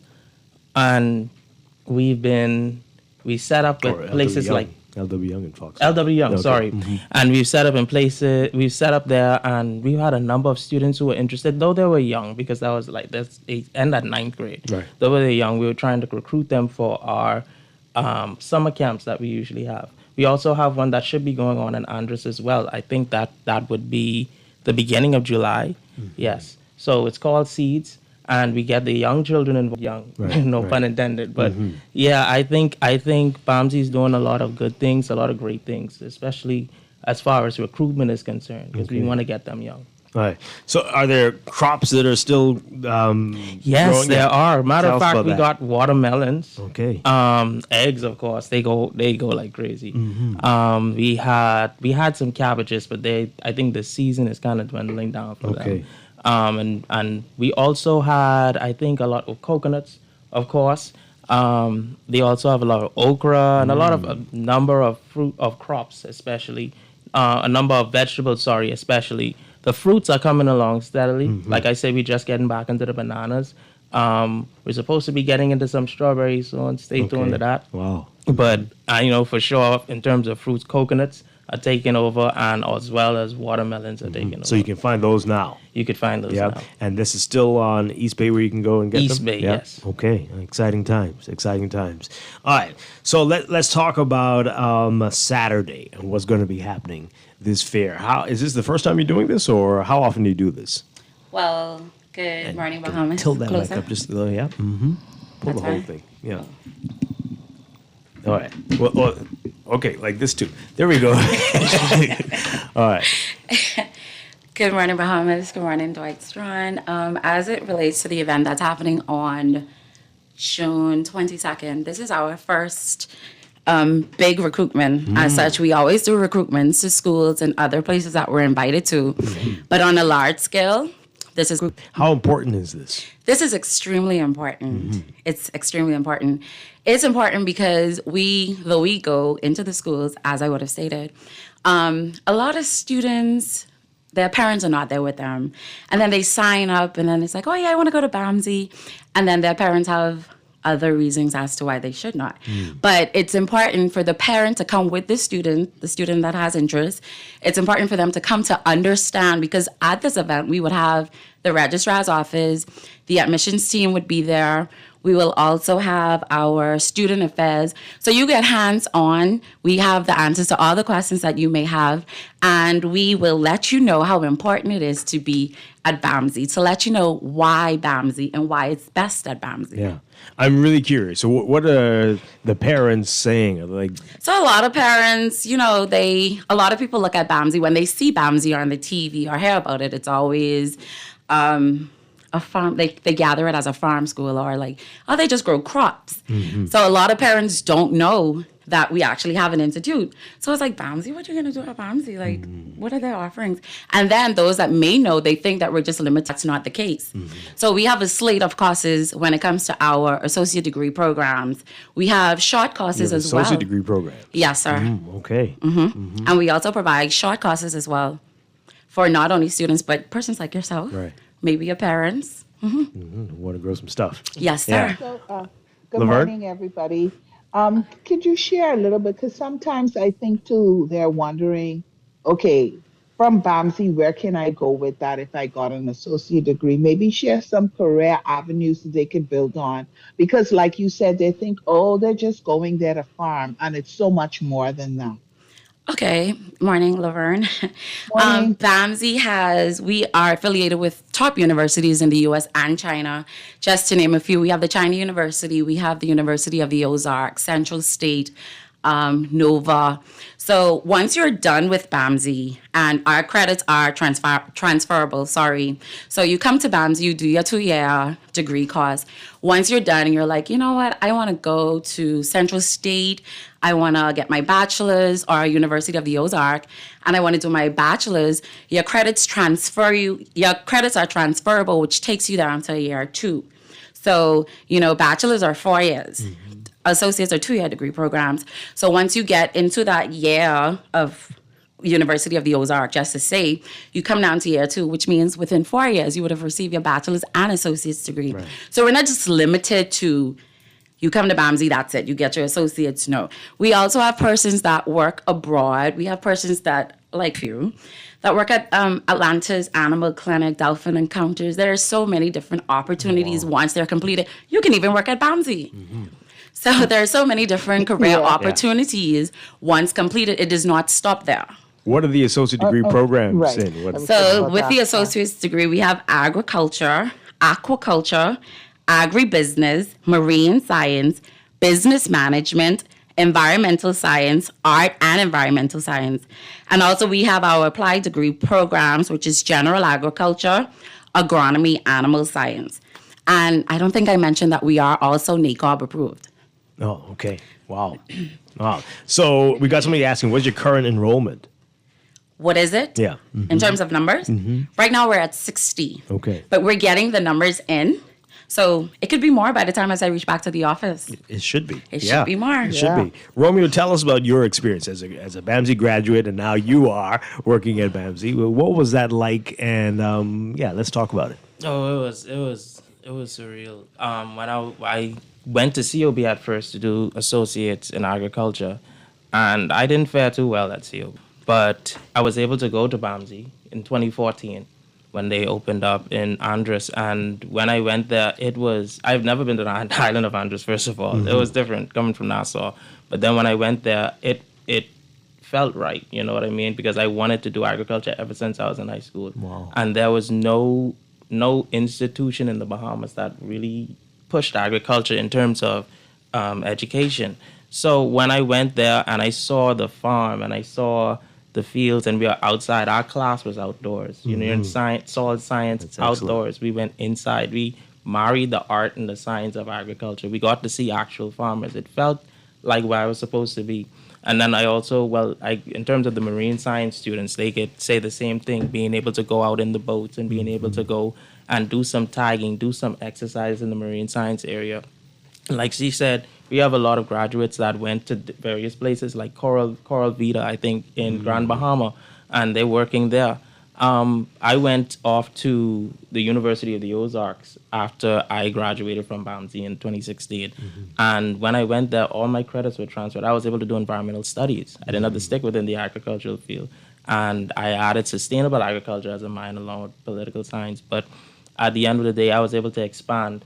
And when I came back, I was able to contribute. Before that, actually, I was working at Butterball in the United States. And I was able to come back and contribute. And Butterball as in the turkey? Yeah, Oh, okay. I did wastewater management there. Wow. As a wastewater technician there. Okay, pretty cool. And then coming back home, I was able to add to what BAMSI had going on. Everybody who is interested in agriculture, everybody who's interested in marine science should take advantage of this opportunity right here at home. I didn't pay $1. Oh, wow. I didn't pay $1 for school. And so it's an opportunity right here for you to get into those areas. And it's agriculture science, it's marine science, it's environmental science, it's even business management. So much you could learn at BAMSI. BAMSI has a lot to offer. My goodness, that's a very inspiring story. You said something earlier about art and agriculture. I think you said that's one of the programs. No, I said marrying the art of agriculture with the science. Art and environmental Art science. and environmental science. All right, explain what that is. What type of art are we talking about? Art and environmental science. I would think more in terms of the visual arts when you talk to environmental science. In terms of when a person who is, and correct me if I'm wrong, someone who paints, someone who's dealing with various colors and stuff, like someone who probably does landscaping, portraits and everything, like they could get into environment and understand environment even more. Okay. And be able to bring out what they want in the painting, even more. Course of study there. All right, great stuff. So, and now those are the associated programs, which you mentioned, the short courses. Tell us a little more about those as well. So with the short courses, we have backyard farming, landscaping. We also have the nature tour guide. We also have flat fishing. We have the Captain B license. So it's a host of short courses that we do have available at BAMSI. And how short are they? How long? So some of the courses are tailored to like 5 to 8 weeks. Okay. But the flat fishing and the Captain B, it's because one part is practical theory, one part you can do virtually. So that's like a week, and the other half you'd have to do in Andrews, which is also a week. So roughly like a 2-3 week course. Okay. Wow, great stuff. All right, so for Saturday, who should come out to this fair on Saturday? On Saturday, we're looking forward to seeing all of our senior graduates. Everybody that would have graduated, and also those persons that are hitting the 11th grade, because BAMSI offers a dual enrollment program as well. And with the dual enrollment program, all qualified students are able to start some college courses. So you can come out and you can get information on that. The students that would have graduated, or students that are still out there and not sure what they want to do, and someone want to do marine science, but it's like, I'm not sure. Yeah. You guys can come out as well. So graduates, if you've been out of school for a while, you can come. Adults can come. It doesn't matter the age. There's no limitation to learning. So we would be outside and waiting for you guys to come.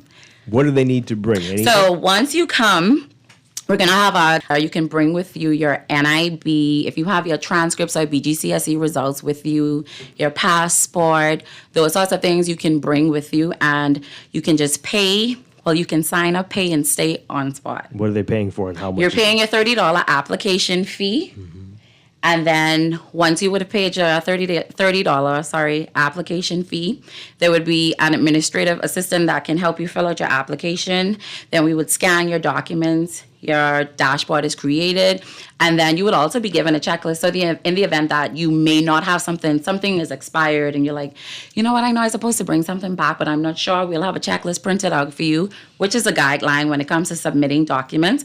And then you can go further. You can go from there. We would provide you with an email address that you can send those pending documents to. Also, I'm not sure that I would have mentioned our free tuition grant. So out there, we would have the registrar there as well. But we do offer the free grant at BAMSI. Qualified students, 3 to 4 BGCSEs, C and above, to maintain it is just a 2.0 GPA. So we have free tuition at BAMSI as well. Wow. So these are the reasons why it's best at BAMSI. I have your transcripts. You didn't do well. You want to forget all that stuff, but you have a passion for agriculture. That's fine. That's fine. We got you. We're not Xing out anyone. So you don't have your transcript. You want to take the exam. You don't have any BGCSEs. We have placement exams set up as well. We have up until September with dates available.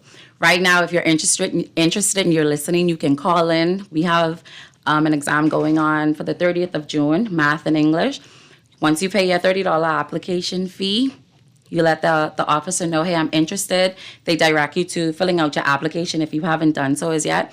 And they would also let you know the date that, as I would have said, that we have available. And they can log you in and get you set up to take the placement exam. And when would these courses, like the associate program starts in September, I take it, or when does that? So we are going face-to-face in the fall semester. So Okay. orientation starts the 25th of August. Okay. So you got a couple months to get it together. Yes, sir. And we have college prep available as well. So we're not leaving anybody out. Wow. We're not leaving anybody out. So if you feel like, hey, Mom, I want to come to BAMSI, I don't have anything, it does not end there. We got you. Come on down to BAMSI. And where can you find a schedule for the short courses and stuff? So everything is on our website, but if you would like to have it directly sent to your email without going there and reading and, oh, I was looking, but I couldn't find it, you can, the email address would be, well, our website is bamsibahamas.edu.bs. You can visit that, and it shows all of our offerings. Then if you want to just, I'm interested, can you shoot me an email? You can message admissions with an S at bamsibahamas.edu.bs. Laverne, Vinico was very nervous before we started talking. Do you hear this person? You think she?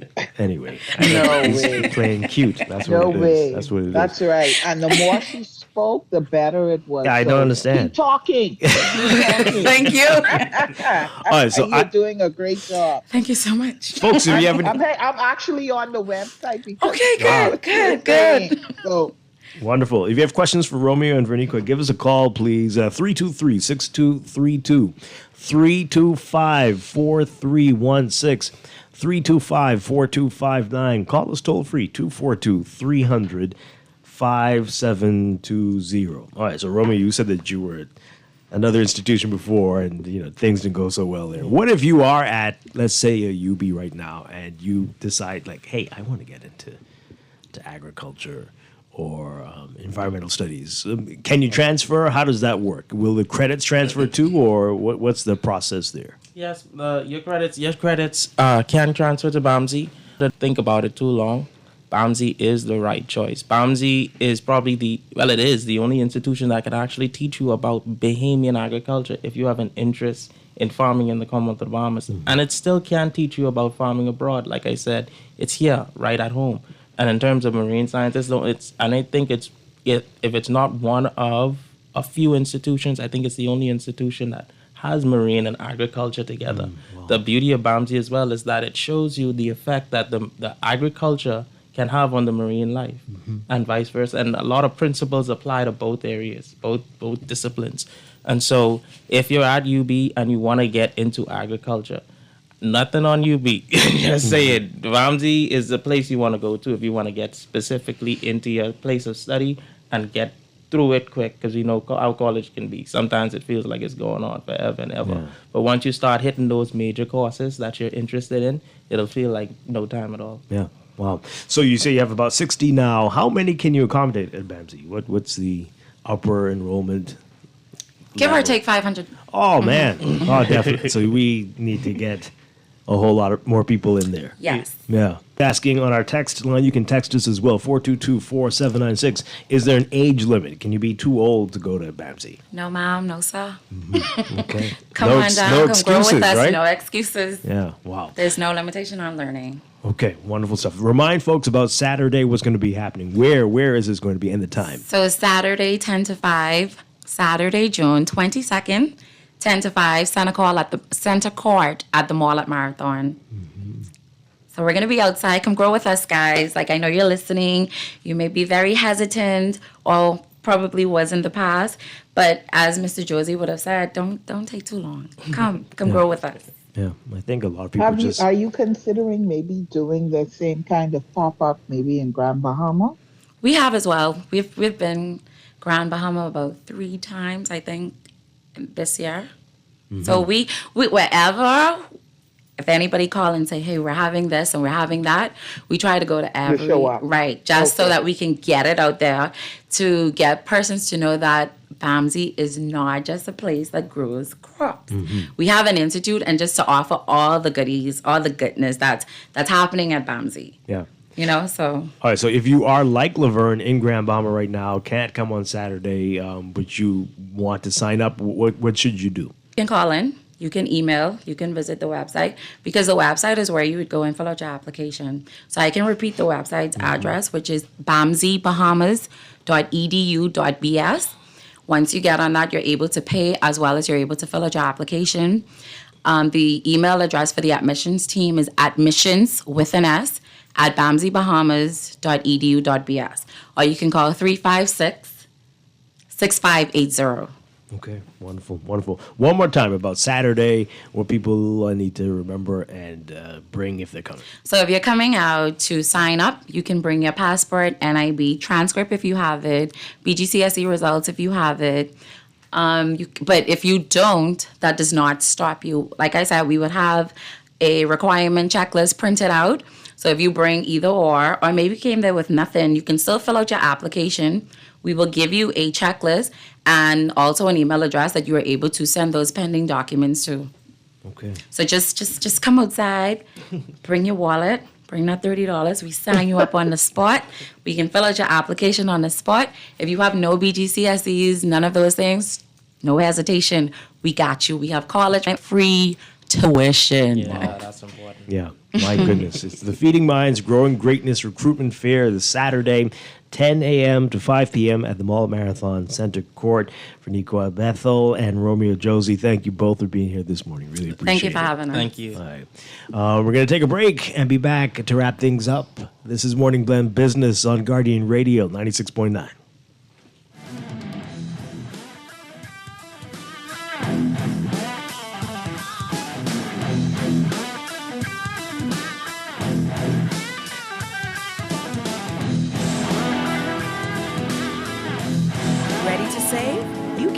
$100 into the CFAL Savings Express Plan and make sure your money keeps growing. Earn interest on your savings while you're sleeping, eating, or standing in line at the bank. Ready to invest? Start by putting $1,000 into our mutual funds and earn interest there too. Because at CFAL, your interest is our interest. Visit cfal.com to start now.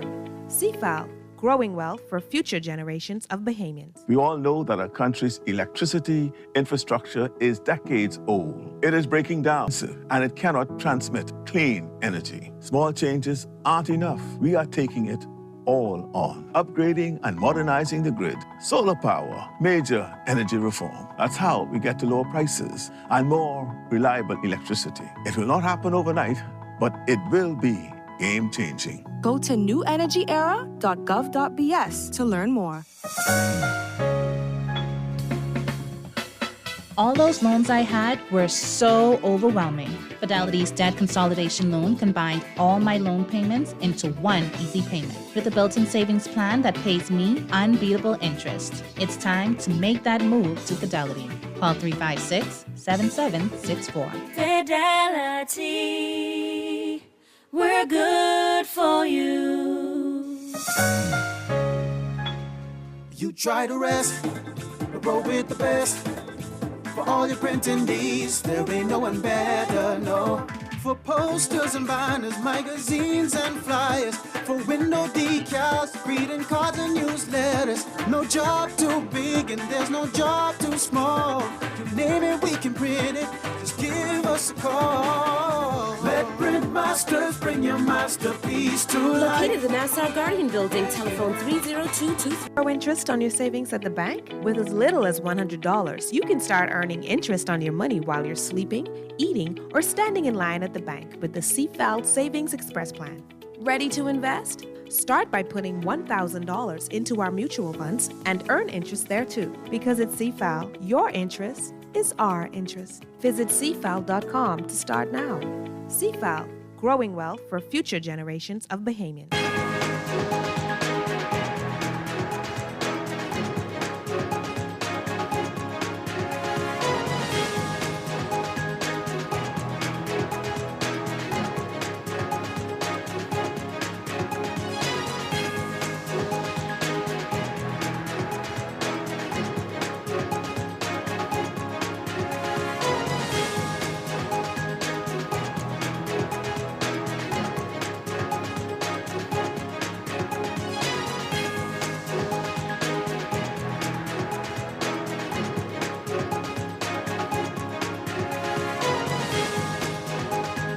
It is time for your morning business report brought to you by CFAL.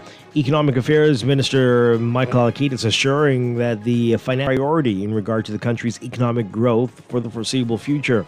Halkitis, while giving his budget contribution in the Senate yesterday, said financial services continues to be the priority, and they've adopted an approach of measured innovation as they adapt to a rapidly changing global financial services landscape. Speaking about the legislation that underpins the financial services sector, Halkitis highlighted the skilled human resources talent that has continued to develop the sector while also using the smart funds and the ICON, the investment condominiums fund, that took the Brazilian market by storm when launched. The Bahamas Financial Services Board describes smart funds as a new private wealth management tool with the flexibility to find application within areas not traditionally associated with the investment fund administration, and the primary facility ordered by the smart fund concept is an open architecture which allows practitioners to design innovative structures without reference to inflexible regulatory criteria predefined in legislation. Read more about this in today's Guardian Business section. As you heard yesterday on Morning Blend and Morning Blend Business, opposition leader Michael Pintard is suggesting that Bahamians should sue the government to stop the imposition of what he said is a new tax being collected by a cargo management company called JDL. The government has put in place to collect fees at the air freight terminal. Pintard, doubling down on his insistence that the government put a new tax in place through JDL without carrying out the proper parliamentary procedures, undermines the work of the Customs Department. Read more about this in today's Guardian Business section if you missed it on the show yesterday. Bahamas Development Bank expects to earn more than $1 million in interest income by this time next year after putting the first $10 million tranche of $30 million in funding it received from the African Export-Import Bank. The bank's chairman, Senator Quinton Lightburn, saying yesterday that they've invested $2 million worth of projects. During his contribution to the budget debate yesterday, Lightburn explained that the BDB is also expected to bring in more than $600,000 in revenue thanks to several programs implemented. Last year, BDB received the $30 million capital injection from Afra-Exim Bank. Focal Holdings Limited has moved some of its workers from simply being employees to now holding shares in the company. Focal held a ceremonial signing event yesterday to commemorate its employee stock ownership program, which integrated more than 225 employees from Focal and the Focal group of companies as new shareholders. A statement saying that this is a compliment. President and CEO Dexter Adderley says that the addition of the staff brings the shareholder count to more than 2,000. Fusion Superplex will be adding a new restaurant come August. That's according to co-founder and chief legal officer Tokoya Bridgewater. He told Guardian Business that the proposed new restaurant will be something he believes customers will be able to accept with open arms. He says it's a widely known product that has been brought to the company and that this will be launched again in August. He added the current restaurants are being revamped and renovated in order to make way for additional restaurant options. Fusion recently had to send out an apology to its patrons for what Bridgewater said were delays in its inventory when patrons came to see recent big-ticket movies.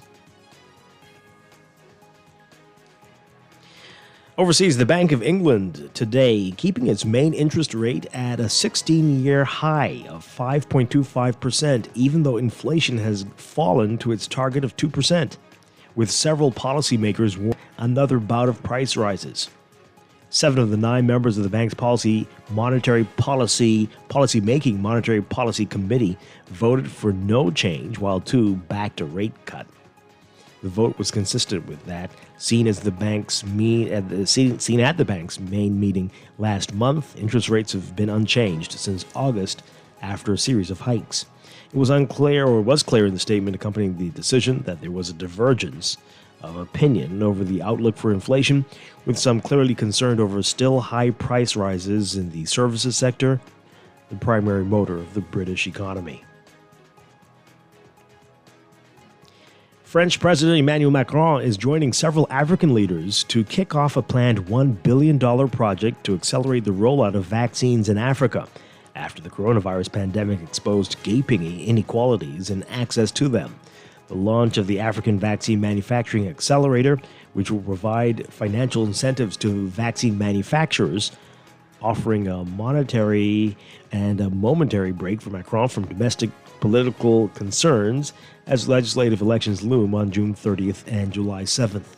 Many African leaders and advocacy groups say Africa was unfairly locked out of access to COVID-19 treatment tools, vaccines, and testing equipment that many were bought up in huge quantities after the pandemic swept the world starting in 2020. WHO advocacy groups and others want to help Africa get better prepared for the next pandemic, which many health experts say is inevitable. When the coronavirus pandemic began, South Africa was the only country in Africa with any ability to produce vaccines, and the continent produced a tiny fraction of all vaccines worldwide.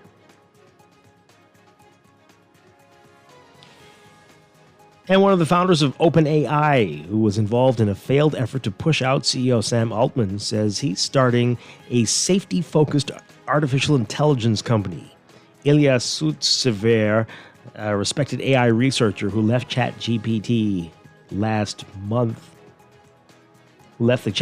maker last month, sent a social media post Wednesday that he's created Safe Superintelligence Inc. with 2 co-founders.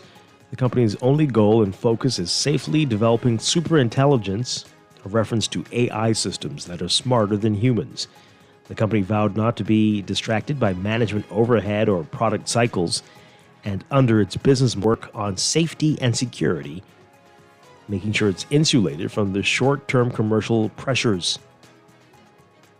The founders say Safe Superintelligence is an American company with roots in Palo Alto, California, and Tel Aviv in Israel, where they have deep roots and the ability to recruit top technical talent. Closer to home in your Market Watch, recapping trading on the BISX from Wednesday, your market movers: Consolidated Water up 9 cents, closing at $5.06. Emir Incorporated down 8 cents, closing at $8.01. The BISX All Share Index closing at 2,937.93, up 0.01. That's your Market Watch, and that is your morning business report. Brought to you by CFAL, growing wealth for future generations.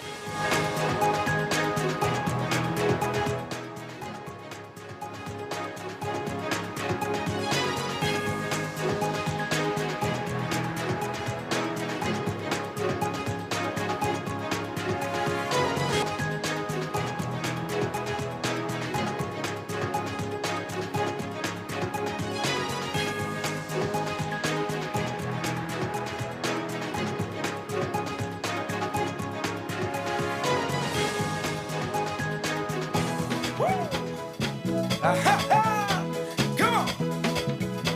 I tell you, these Bahamian people that's going crazy during Christmas time. Junk a new time, you know what I'm saying? Woo! Check this out. Around Christmas time, these tourists that come to Nassau, because the junk a new music make them come back for more. They love the Bahamian people, they're so nice and so sweet. But on that junk a new morning, they just get so crazy. They got little drum beating. We are back here with Morning Blend Business on Guardian Radio 96.9. Dwight Strachan along with Laverne Gardner. And our final 3 minutes here of the show today. So, Laverne, we got a couple of messages about BAMSI. Pretty positive. This one, though, says, say what you want about the PLP, but every institution they make brings some revolutionary results. But certainly that's very exciting what's going on at BAMSI. That is great stuff there. And I don't think they are in the conversation much when it comes to education or alternatives for young people in terms of their future plans. And that's unfortunate, but we do need to encourage people. And to this texter's point, I mean, I think about another program that's come out recently under this administration, definitely, the National Youth Guard. Really great opportunities there, but I don't know if it's getting as much attention as it deserves, and people aren't talking about it. There's no excuse. Need to focus on it more and kind of promote it. Yeah. More to normalize it. Right. There really is no excuse for so many young people. The opportunities are there. This is just crazy that so many people are lost and aimless. I don't understand. And then, Dwight, sometimes you may hear something on the outset and be like, oh, I'm not interested. But you find that once you get into it, you find out that this is something that I really can enjoy. Yeah, absolutely. So, I mean, I know people are going to say, well, the people who these things will affect the most or who need to be paying attention might not necessarily be listening to this station or these shows. But if you hear it, spread the word. Tell people. That, hey, you know what I heard today on the show? They were talking about this. And you know, I mean, they make the voice notes out of when we say the bad things, the negative things, but they won't make the voice notes about the great opportunities. The information can get out there. You know, if we share this kind of information as quickly as we share sometimes these very graphic things on social media. You know what I mean? Well, that tells get you the word out. People's priorities, eh? But yeah, let's help Bahamians. There are all these opportunities for young people, and not quite so young as we heard today. Right. So because BAMSI, they're trying to get everybody. Yeah, definitely. Some text messages just coming in. You can text us 422-4796 or tweet us or call in 323-6232, 325-4316, 325-4259. Toll free 242-300-5720. Like, why won't they do that one? That one with what I said about the Prime Minister months ago. That went everywhere before the show was over. I'm saying the Prime Minister's National Youth Guard program is fantastic. It's excellent. Put that in a voice note and spread that everywhere. They won't do that. That's right. That's not going anywhere. Oh my God. Wow. Anyway, this one says, Dwight, you are so right, and they're paying and the learning of the skills. Yes, they're paying you, and you're learning all those skills with the Youth Guard. Right. And it's crazy. That's a great program. And plenty of people just finished school this month, have no idea what they're going to be doing. Mm-hmm. And so I said, you may think because you don't really understand what all this entails, like Ms. Bapper was saying, you think it's one thing, so you may dismiss it out of turn, and then, give it a try. Yeah, absolutely. This person says here, I'm still waiting to hear what BAMSI's strategy is, much like the plane. Well, I think you got a lot of that today. They're trying to educate people and give them practical knowledge and to get into these fields, agriculture, marine science. Yeah. And they're growing vegetables. They're growing lots of food, too. Hello, and we always talk about that, right? For this country, food sustainability, and we need to grow more, and we're encouraging. So BAMSI is trying to do all of that. Yeah. Now, I do think I might get the point the person's making, because it does seem to change with each administration, where it was going to be the number one food producer, and then now it's gone back to... That's initially what it started. And now it's gone back to whatever we produce while we're in school type thing. And that's unfortunate. This texter says here, as Bill Gates once said, basically there are many good things to do. The key is choosing which ones to do. Bahamians get bamboozled by any good thing. That's why we are still in 1980. What now? Okay, well, anyway. Let's see if we can get this call in before we wrap up this morning. Good morning, caller. You're on the air. Morning, Dwight. Hi. Can you hear me? Yes, we can. Good morning, Mr. Adler. Good morning. Okay, Poppy here. I think this is a good idea with the youth guard. I just called to say that, or to acknowledge the good things what my New Day government does. And when they do bad things, I would say that, like you said, spread the news. For my first hear this, I've been hearing this for a few months now.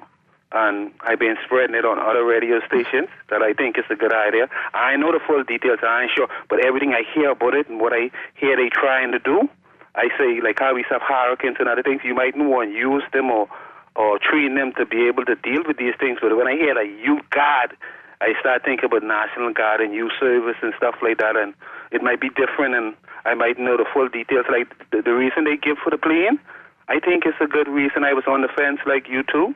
And I think it was other things we could do with the money, like get some more dialysis machines and stuff like that. But I off the fence, and I think it's a good idea. No. I think the reason, or some people might say the excuse, but the reason why what they give for getting the plane, I think if they're really serious, when they talk about carrying the Haitian nationals back and bringing nobody said that. Nobody said that. Nobody said that. Nobody said that part. Nobody said that. That was caller. just a caller. Nobody said that. No, that was never mentioned. Never mentioned. Yeah, I know. They ain't say they could do it, but let's say if they do it, listen to me. Just for the reason they need more than one plane, I think it's more planes there where they could maybe get like what they conversate from people or confiscate from people or something like that. They could use them if they really serious, Dwight. I think the government has a lot of good things them what they be doing, and when they doing it, we need to acknowledge it and not give thanks. That's their job. They doing their job, right? But just acknowledge it. Dwight, what about, I know they say they burn the drugs when they conversate the drugs, the coke, the marijuana, and all of the drugs, right? But what do they do with the money? Like how they find a good reason to use the plane for? What about the money? Can the money buy dialysis machine or help give the teachers a pay raise or the doctors or the nurses? I'll hang up and listen. Miss Levine, Miss Gardner. Hi. Listen, this another Thursday. This another Thursday from we acknowledge. I mean, hear what had happened on there. That thing what they said by the Prime Minister office every Thursday. I don't know if I just missed it, but it ain't been on since. That thing with the financial secretary. I'll hang up and listen. I think they're busy with the Senate. I don't know. Yeah. Okay. The money. I rarely hear about money being found. Do they find money? Yeah. I mean, but do they find money though? They found money. But I mean, do they ever report that they find? That's what I'm saying. I don't ever hear them report that they find money. But okay. Once where money has been found. Now, after that, I don't know what happened. Like how we're hearing, okay, this plane was a confiscated plane and we're going to repurpose it. I've never heard, okay, the money that we found, this is what we're doing with it. So, I don't know. But I have heard that money, it's been reported that money has been found, seized, whatever. We just don't know what happens to it. And, when you think about it, we don't know what happens when they seize anything. The only thing we know, the only reason we know about this plane being seized is because, it came out. And that was, so we don't even know what is in the inventory that was seized. Okay. All right. Well, just a reminder before we go, so the BAMSI Feeding Minds Growing Greatness Recruitment Fair is Saturday at the Mall Marathon Center Court, 10 a.m. to 5 p.m. So check it out. Check it out, especially recent graduates or people who are interested in growing stuff, out of school, not happy with the job they have. This sounds like a great opportunity. Laverne Gardner, thank you very much.